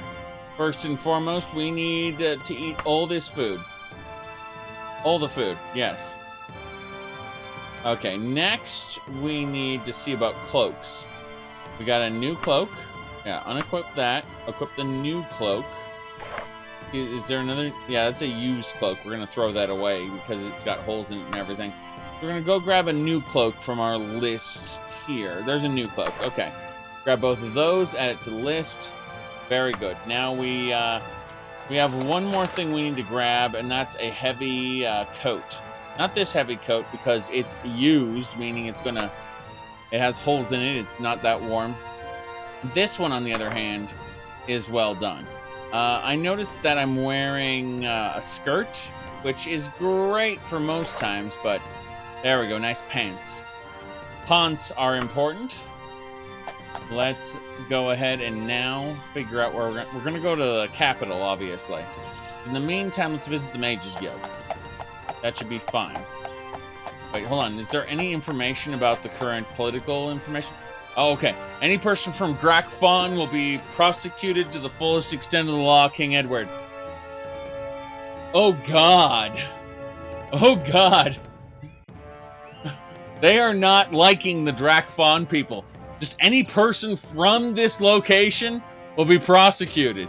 Don't question it. Don't question any of it. Are there only wood arrows? That's a very good question. Hope you're not expecting an answer. Video games. Alright, let's see here. Mages Guild. You know that in all future games they have different arrow types. I just ran a person over because I'm smart. We need to get to the palace. We need to get to the palace as soon as possible. Very good, very good. Yes. Well, I'm sure they declared war against Wayrest, and that's why the political strafe is going on. If we had extremely high reputation there, we would probably have low reputation here because of their relationship. If you're a member of the Knights of the Dragon, why should we help you? Why should we trust you? Yes. Okay.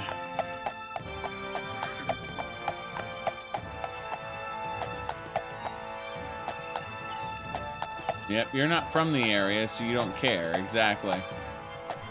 The Laughing Sword. I care about the Laughing Sword. Where am I? I see where I am now. Jump, jump. The horse has got to jump and climb on this. There we go. We're going to the palace. We're almost to the palace, bit by bit, as I almost fall into water. Freezing cold water. Doesn't everyone want to go into freezing cold water? It won't kill you. Your body temperature won't plummet. All right. We've arrived in Castle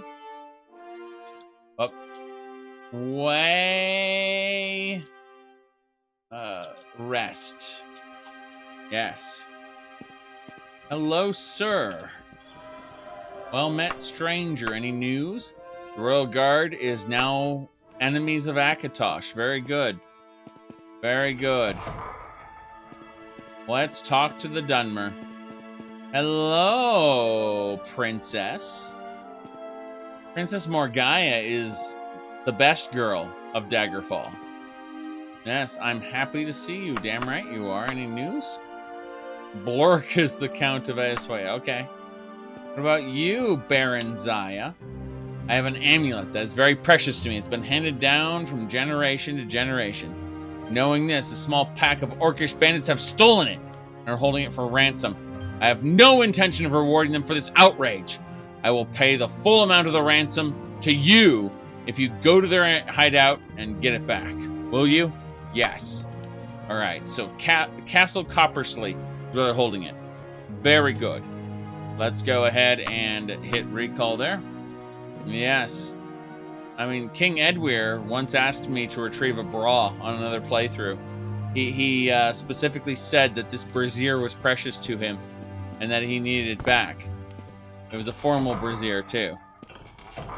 Then we got the future King of Morrowind, who sits on a desk.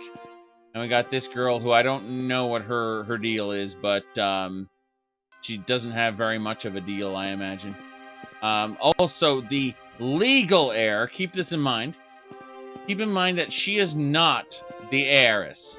She's just really, really friendly with her mom. That's why they're here. In reality, his heir, the person who will take over the kingdom after he dies, is this lady over here. And she convinced me. She's like, oh, a silly girl like me doesn't know anything about this. Hey, can you please help me by taking this robe to the member of the Elder Council? I kind of was a silly girl and I kind of forgot about it. Tee-hee. And so go take it back for me. You take it back, and it burns him alive when he puts it on. And then Daedric's seducers come to claim his body. And she goes, hey, thank you. Here's a bonus. And she gives me extra large amount of money. Yeah.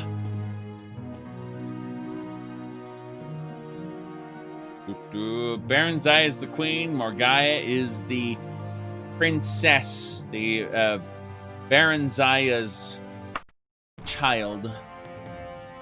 Yes. Okay. Now then, we need... No one knows who Carlia is. They just like to speculate a lot. We're going to the Mages Guild. Hopefully it's late enough. No, it's not late enough. Okay. Screw it. We're going to actually go do that quest right now. So we've got to get to Castle Coppersley. How far away is that? Oh, God. That's a distance. If I want to travel recklessly, it would be 30 hours. Jeez. That's longer than I thought. We're going to have to go east immediately. Yes.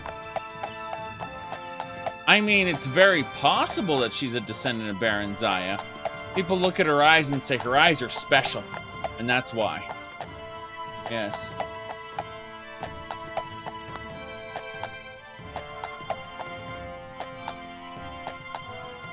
There are no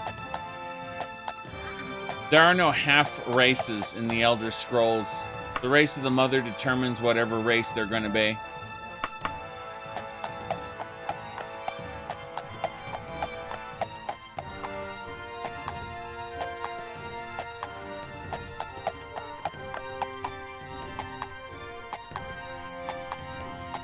Occasionally you'll get a guy who says, I'm a half-orc.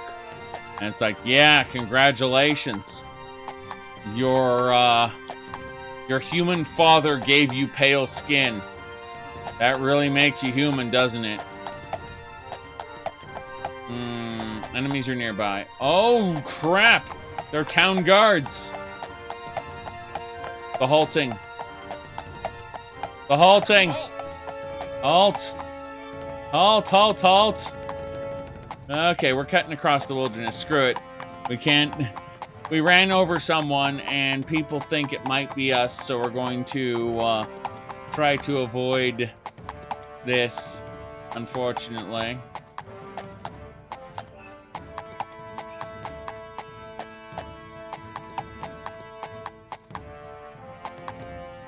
Yes.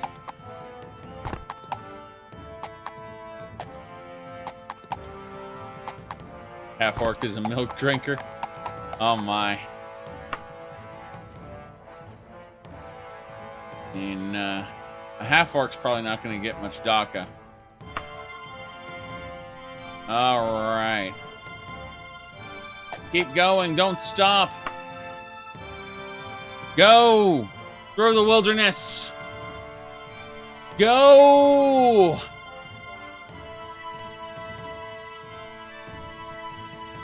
Don't trust them. Don't trust anyone.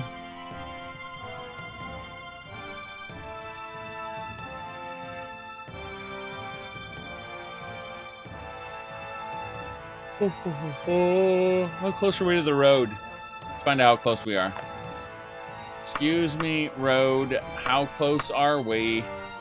We are actually right on top of Yom House Court, so we're gonna go there right now. Very good. You're at Yom House Court. That'll do it. Alright. There are enemies nearby. Aw, crap. Guards are after me. Ah ha ha ha. Ah ha ha ha ha. How we doing? Yeah, I've completely peeled off. I can't see the road because of the snow. That's what's going on. I can't see the road because of snow. Alright. Well then, we're gonna go down to the main area 1 hour down south, and we can get a main road as opposed to a small dirt road. The small dirt roads seem to get covered in snow in the winter months, and then we can't see them. Whereas the main roads should still be visible at any time of the year because they're, well, big cobblestone roads. And they don't get covered with snow. Why don't they? They do in real life. Real life does not apply. Oh, very good. Very good. little more extra yawns, I should say. Proceed with caution, don't. Enemies are seeking to... giants. Okay, we're gonna equip everything and kill the giants. Do I have a Torgo item that I can use to destroy them quickly? That's the question. I should have a Torgo item here.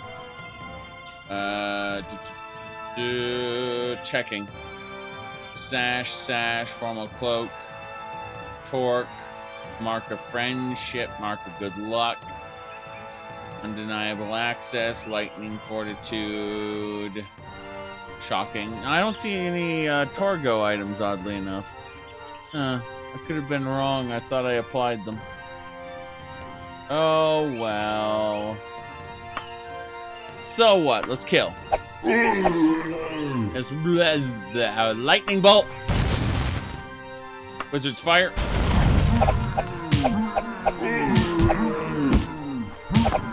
One giant down.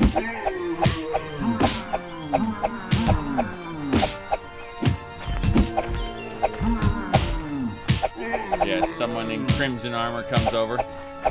Oh my goodness. I'm quite tired today, actually. There's a lot I want to do, but I don't think I'm going to have time to do it.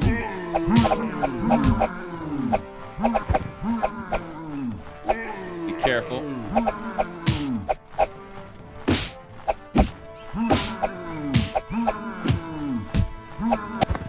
Alright. Well, as good as this has been, I think what we're going to have to do right now is I'm going to have to go take a nap. That's the honest truth of it. So, I'll be back